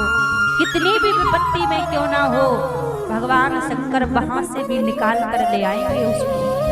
ऐसी कृपा करने का स्वभाव है भगवान शंकर का। और महाराज शिव महापुराण कथा कहती है, यही तक नहीं, कल कहा था ना कि मुक्ति भुक्ति दोनों प्रदान करने वाली है शिव महापुराण की कथा। मुक्ति अर्थात संसार के सुखों को भी देने वाली है। संसार की कोई तकलीफ, कोई विपत्ति भी यदि जीवन में आ रही हो तो भगवान शंकर तो उसका भी निवारण करते हैं।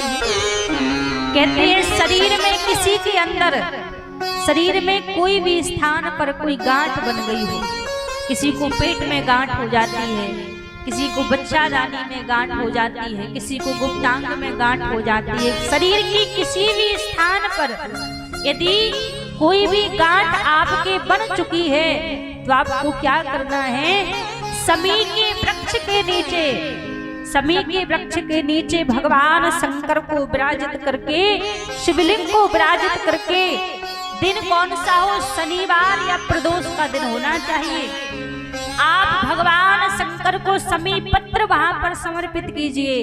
भगवान शंकर का अभिषेक, पूजा, आराधना वहां पर कीजिए।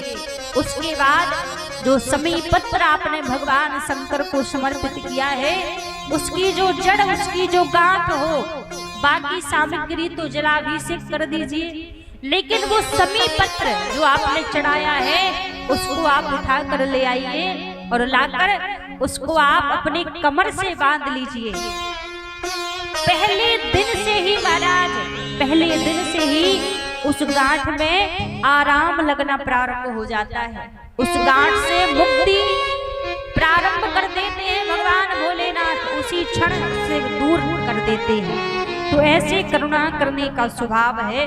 तो कई चीजें शिव महापुराण में ऐसी बताई हैं जो व्यक्ति अपने जीवन में अपनाए तो हर एक रूप में आकर महादेव उसके ऊपर कृपा करते हैं। आजकल एक चीज और बड़ी जल्दी हो जाती है, लोगों को कहते हैं शुगर की बीमारी हो जाती है, डायबिटीज हो जाती है ना, कई लोगों को हो जाती है। तो शिव महापुराण कहती है देखो, शुगर डायबिटीज लोगों को ही नहीं है, कभी कभी गणेश जी को भी बढ़ जाती है। क्यों? गणेश जी तो लड्डू लड्डू खाया करते हैं। जितने प्रिय गणेश भगवान को लड्डू है उतने प्रिय शायद किसी और को नहीं होंगे। गणेश भगवान को अति प्रिय है लड्डू। तो जिनको शुगर हो, डायबिटीज की बीमारी हो, वो एक तो गणेश भगवान की पूजा करें, गणेश भगवान की आराधना करें, और दूसरी कहते हैं कैथा और जामुन, कैथा समझते हैं, कैथा का फल और जामुन भगवान शंकर के ऊपर स्पर्श करा के नित्य प्रति आप उसको खाना प्रारंभ कर दीजिए। यदि आप खाना प्रारंभ कर देंगे तो आपको किसी डॉक्टर के पास जाकर दवाई लेने की आवश्यकता नहीं पड़ेगी, क्योंकि सबसे बड़े वैद्य तो भोलेनाथ विराजे हैं। ये दुनिया में डॉक्टर तो बाद में आए, सबसे बड़े वैद्य, सबसे बड़े डॉक्टर तो भोलेनाथ विराजे हैं। कोई भी बीमारी हो, कोई भी संकट हो, भगवान शंकर उसको तत्क्षण दूर कर देते हैं, तत्क्षण उसको मिटा देते हैं। ऐसी कृपा करते हैं भगवान शंकर। और दूसरी बात देखो, किसी सबके मन में, किसी के मन में क्या, ये एक कार्य तो सबको करना चाहिए।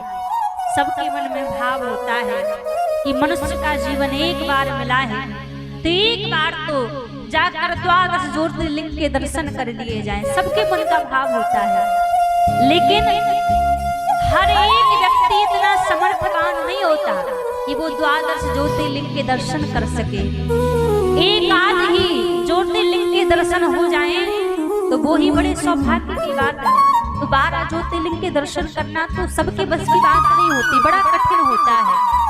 तो सबके मन में भाव होता है, लेकिन शिव महापुराण की कथा कहती है जो भक्त द्वादश ज्योतिर्लिंग के दर्शन करने के लिए नहीं जा सकते, वो भक्त गौ माता के खुर के नीचे की, जहाँ गौ माता खड़ी रहती हैं, गौ माता के खुर के नीचे की मिट्टी को उठाकर उस मिट्टी से यदि शिवलिंग बनाकर उस शिवलिंग की आराधना करे, शिवलिंग की पूजा करे, तो उस शिवलिंग की पूजा करने मात्र से उसको 12 ज्योतिर्लिंग के दर्शन का फल वही प्राप्त हो जाता है। वही उसी क्षण उसको 12 ज्योतिर्लिंग के दर्शनों का फल मिल जाता है, जो गौ माता के खुर के नीचे से मिट्टी उठाकर उसका शिवलिंग बनाकर पूजन करे। और दूसरी बात कहते हैं, जिस नारी के यहाँ संतान ना हो रही है, जिसके यहाँ विवाह हो गया है किसी कन्या का, कई वर्ष बीत गए, संतान नहीं हो रही है, तो वो कन्या भी, वो नारी भी गौ माता के खुर के नीचे से मिट्टी को उठा के उस मिट्टी से शिवलिंग बना के महाराज शिवलिंग का पूजन करे। दिन कौन सा हो, मंगलवार हो या रविवार का दिन हो, मंगलवार या रविवार के दिन वो शिवलिंग का पूजन करे और अभिषेक करे भगवान महादेव का, और प्रार्थना करे तो महादेव ऐसी कृपा करते हैं, उस बहन बेटी की गोदी भी भगवान शंकर भर देते हैं। इतने करुणा करने का भगवान भोलेनाथ का स्वभाव है, ऐसी कृपा करने का भगवान शंकर का स्वभाव है। तो ये कारण तो देखो जीवन में हर एक व्यक्ति को करना चाहिए, क्योंकि हर एक व्यक्ति द्वादश ज्योतिर्लिंग दर्शन करने के लिए नहीं जा सकता। हर किसी की बस की बात नहीं होती कि वो द्वादश ज्योतिर्लिंग दर्शन कर आए, तो कम से कम घर में बैठकर यदि गौ माता के खुर के नीचे से हम मिट्टी लेकर भगवान शंकर की शिवलिंग का निर्माण करके यदि हम पूजन करते हैं, तो घर बैठे ही हमें द्वादश ज्योतिर्लिंग के पूजन करने का फल वही प्राप्त हो जाता है, पुण्य वही प्राप्त हो जाता है। तो ये कार्य तो सबको करना चाहिए। और इसके लिए तो देखो तिथि भी बड़ी अच्छी आ रही है, अभी गंगा दशहरा का दिन आ रहा है, शायद 4 तारीख को है, 4 तारीख को शायद गंगा दशहरा है, तो ये तो तिथि भी बहुत बढ़िया है। एक बार करके देख लेना, करके देख लेना, हो सकता है महादेव की कृपा हो जाए, तो यहाँ तो हमें द्वादश ज्योतिर्लिंग के दर्शन का पुण्य मिल ही जाए। हो सकता है अनुग्रह ऐसा हो जाए कि वो सच में द्वादश ज्योतिर्लिंग के दर्शन करा दें। इतनी करुणा करने वाले हैं, कृपा कर दे, अनुग्रह कर दे, तो करने में क्या जा रहा है, सब इसको करके देखिएगा। और देखो इस बार एकादशी का भी पर्व पड़ रहा है, और इस बार की जो एकादशी आ रही है वो निर्जला एकादशी है।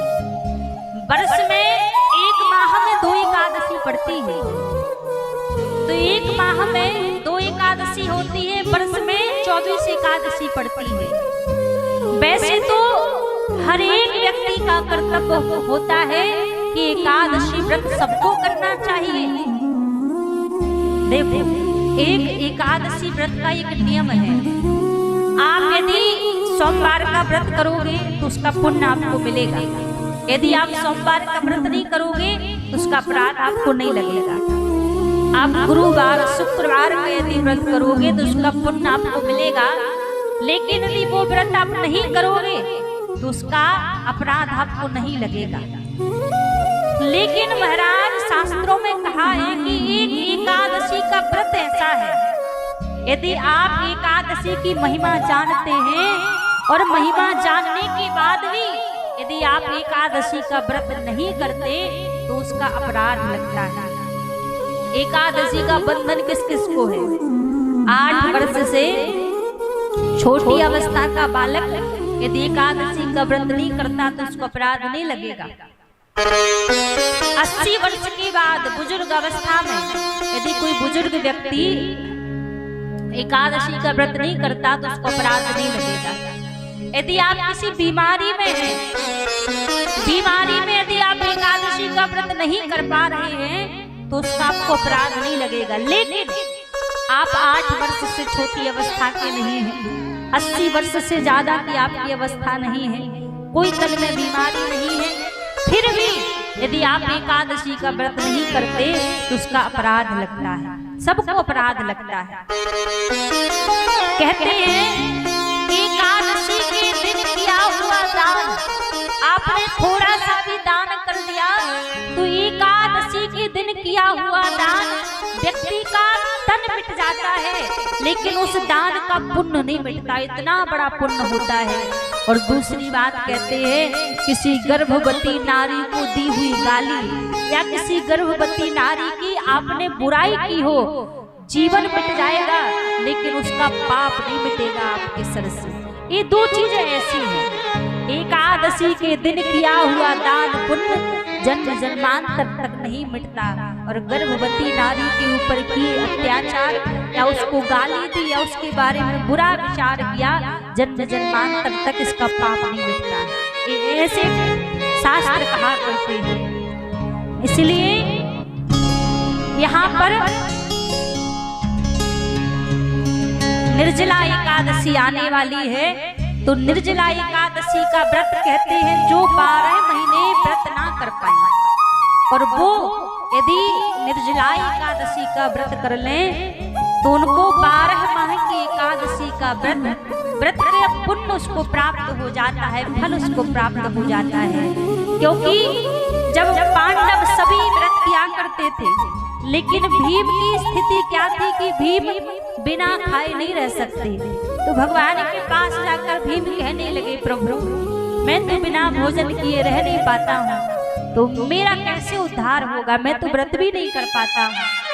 तब भगवान ने कहा कि आप यदि 12 महीने की 24 एकादशी का व्रत नहीं कर सकते तो आप जेठ के माह में पड़ी केवल मात्र आप निर्जला एकादशी का ही केवल आप व्रत कर लोगे तो आपको 12 महीने के 24 एकादशी का व्रत उसी एक एकादशी से प्राप्त हो जाएगा। का तृतीय दिवस है। अब धीरे धीरे और कथा में देखिए समय भी बढ़ता जाएगा, कथा में आनंद भी बढ़ता जाएगा। अभी तो कथा प्रारंभ है। कल के सत्र में भी हम आप सभी भगवान महादेव की अनेकों चरित्रों को श्रवण करेंगे, अनेकों लीलाओं को हम आप सभी श्रवण करेंगे। देखिए कथा का समय जो दिया है वो 7 बजे से, वैसे तो 10 बजे तक का समय है, लेकिन 10 से कम नहीं होगा, 10 से बढ़ जरूर जाएगा।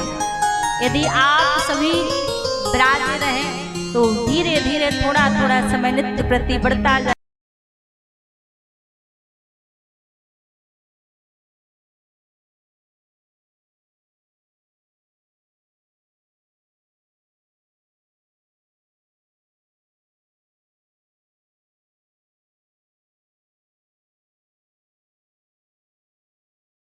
का जो स्वरूप बनाकर आज प्रभु गए हुए हैं, आज बस हम आप सभी को कुछ ही देर में गणगौर भगवान की बड़ी सुंदर झांकी का दर्शन पूजन करने का सौभाग्य मिलेगा।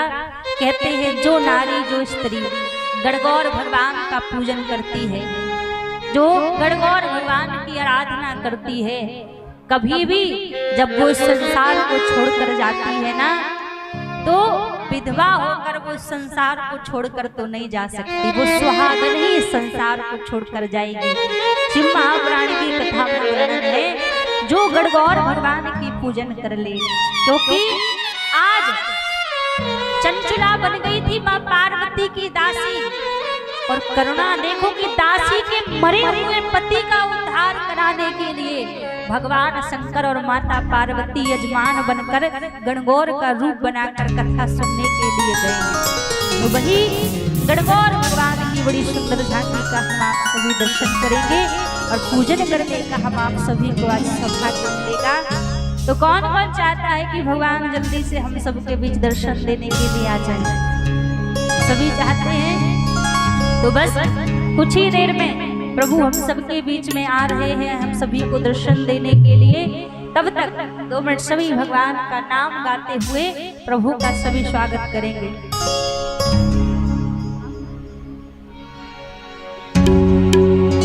बोली शंकर भगवान की जय। हो लगन भोले से लगा बैठे, जो होगा देखा जाएगा। लगन भोले से लगा बैठे, जो होगा देखा जाएगा।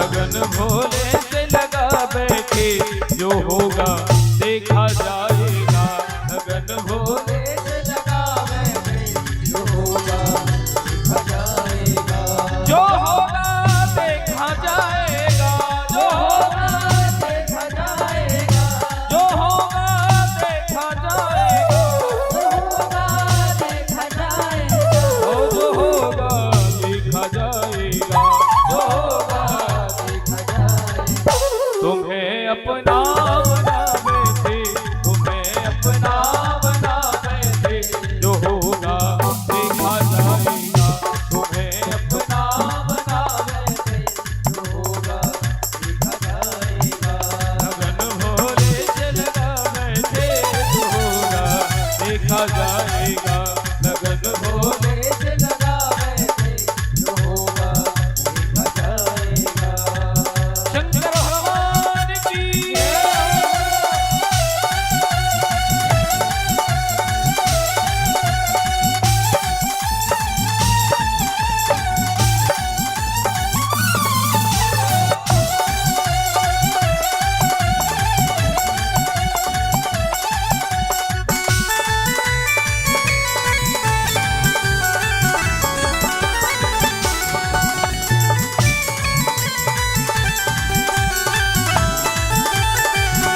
हमारे पास में तुम हो, तुम ही तुम याद आते हो, हमारे पास में तुम हो, तुम ही तुम याद आते हो, हमारे पास में भोले।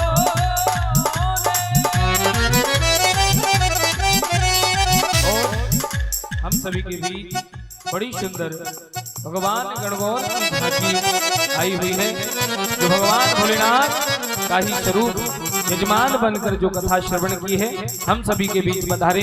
एक बार जोरदार ताली बजाएं, बोल शंकर भगवान की। और मैं निवेदन करूं, जो भी पूजन करना चाहे एक एक करके अपने स्थान से खड़े होकर भगवान का पूजन करेंगे, और यथास्थान बैठते हुए सभी बैठते जाएंगे।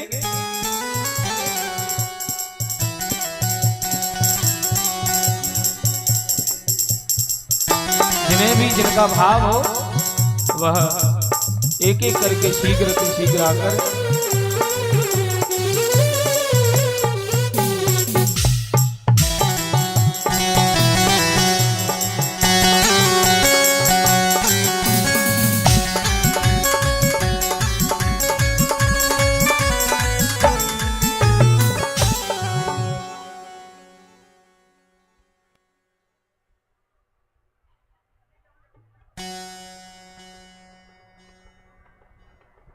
ऊपर बिठा दीजिए। सभी आरती के लिए खड़े हो जाएं, सभी यथास्थान खड़े हो जाएंगे।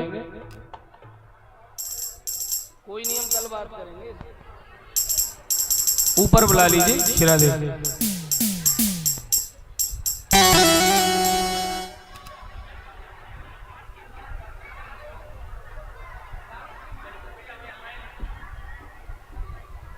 हाँ करवा दो, पूजन कर लो, तुम ही कर दो पूजन अपने हाथ में। कन्हैया भैया करिए, पूजन कर दीजिए आप लोग। आरती के लिए थाली नीचे दे देंगे। शिरादेव हरिओम।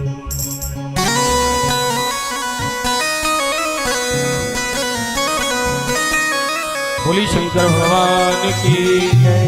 लगन भोले से लगा बैठे, जो होगा देखा जाएगा, लगन भोले से लगा बैठे, जो होगा देखा जाएगा, जो होगा देखा जाएगा, जो होगा देखा जाएगा, जो होगा देखा जाएगा, जो होगा देखा जाएगा, ओ जो होगा देखा जाएगा, जो होगा देखा जाएगा। तुम्हें अपना बना बैठे, तुम्हें अपना बना बैठे, जो होगा देखा जाएगा, तुम्हें अपना बना बैठे, जो होगा देखा जाएगा। शंकर भगवान की आरती ले लेंगे, आरती करेंगे भगवान भोलेनाथ की।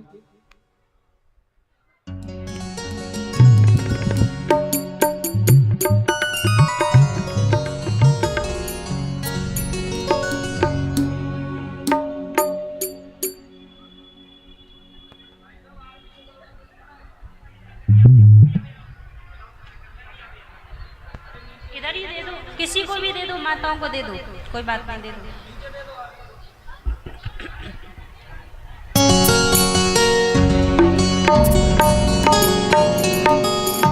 हरि ओम चंद्रमा मनसो जातिषुः सूर्यो वजायत श्रोत्रा द्वादश प्राणशमुख लग्ने न जायत।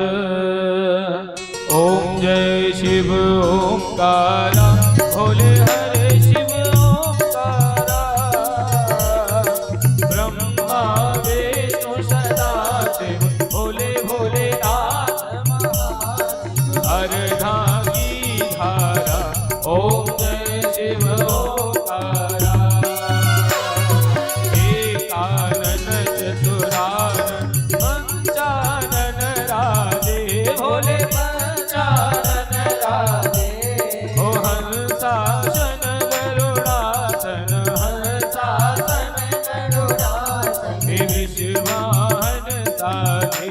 ओम जय शिव ओंकारा हे दो भुज चार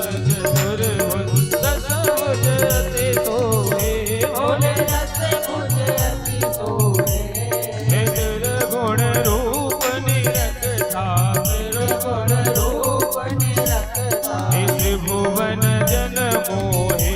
ओम जय शिव ओंकारा अखमाला वनमाला दुंडमाला धारी भोले दुंडमाला धारी।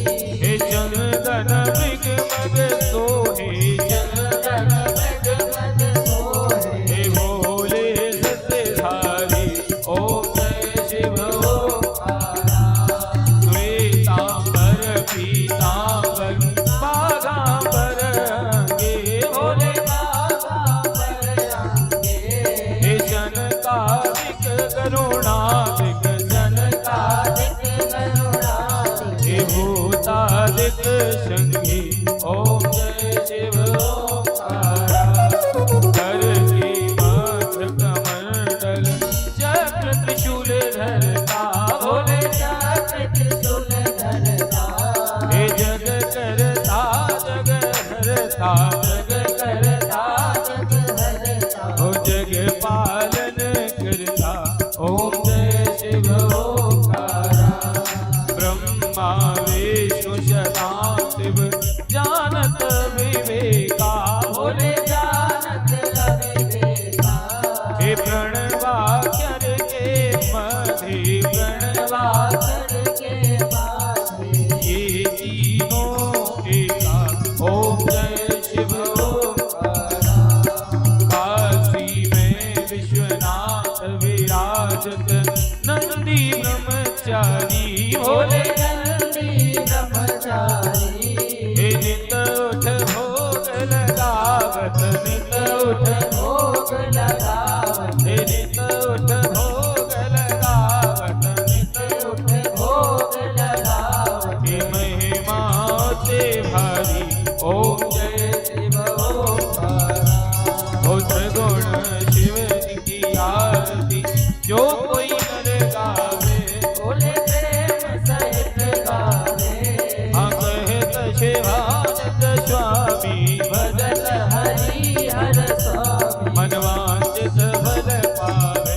ओम जय शिव ओंकारा कर्पूर गौरम करुणावतारम संसार सारम भुजगेन्द्रहारम सदा वसंतम हृदयारविन्दे भवं भवानी जयतं नमामि।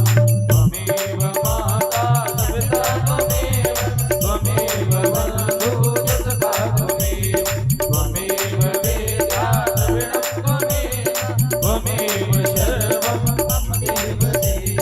हे त्वमेव शर्वं मम देवदेव त्वमेव शर्वं मम देव। एक बार महामंत्र बोले तो सभी दोनों हाथ रखकर महामंत्र बोले। हे हरे कृष्णा कृष्ण कृष्णा हरे हरे हरे राम हे हरे कृष्णा कृष्ण कृष्ण हरे हरे हरे राम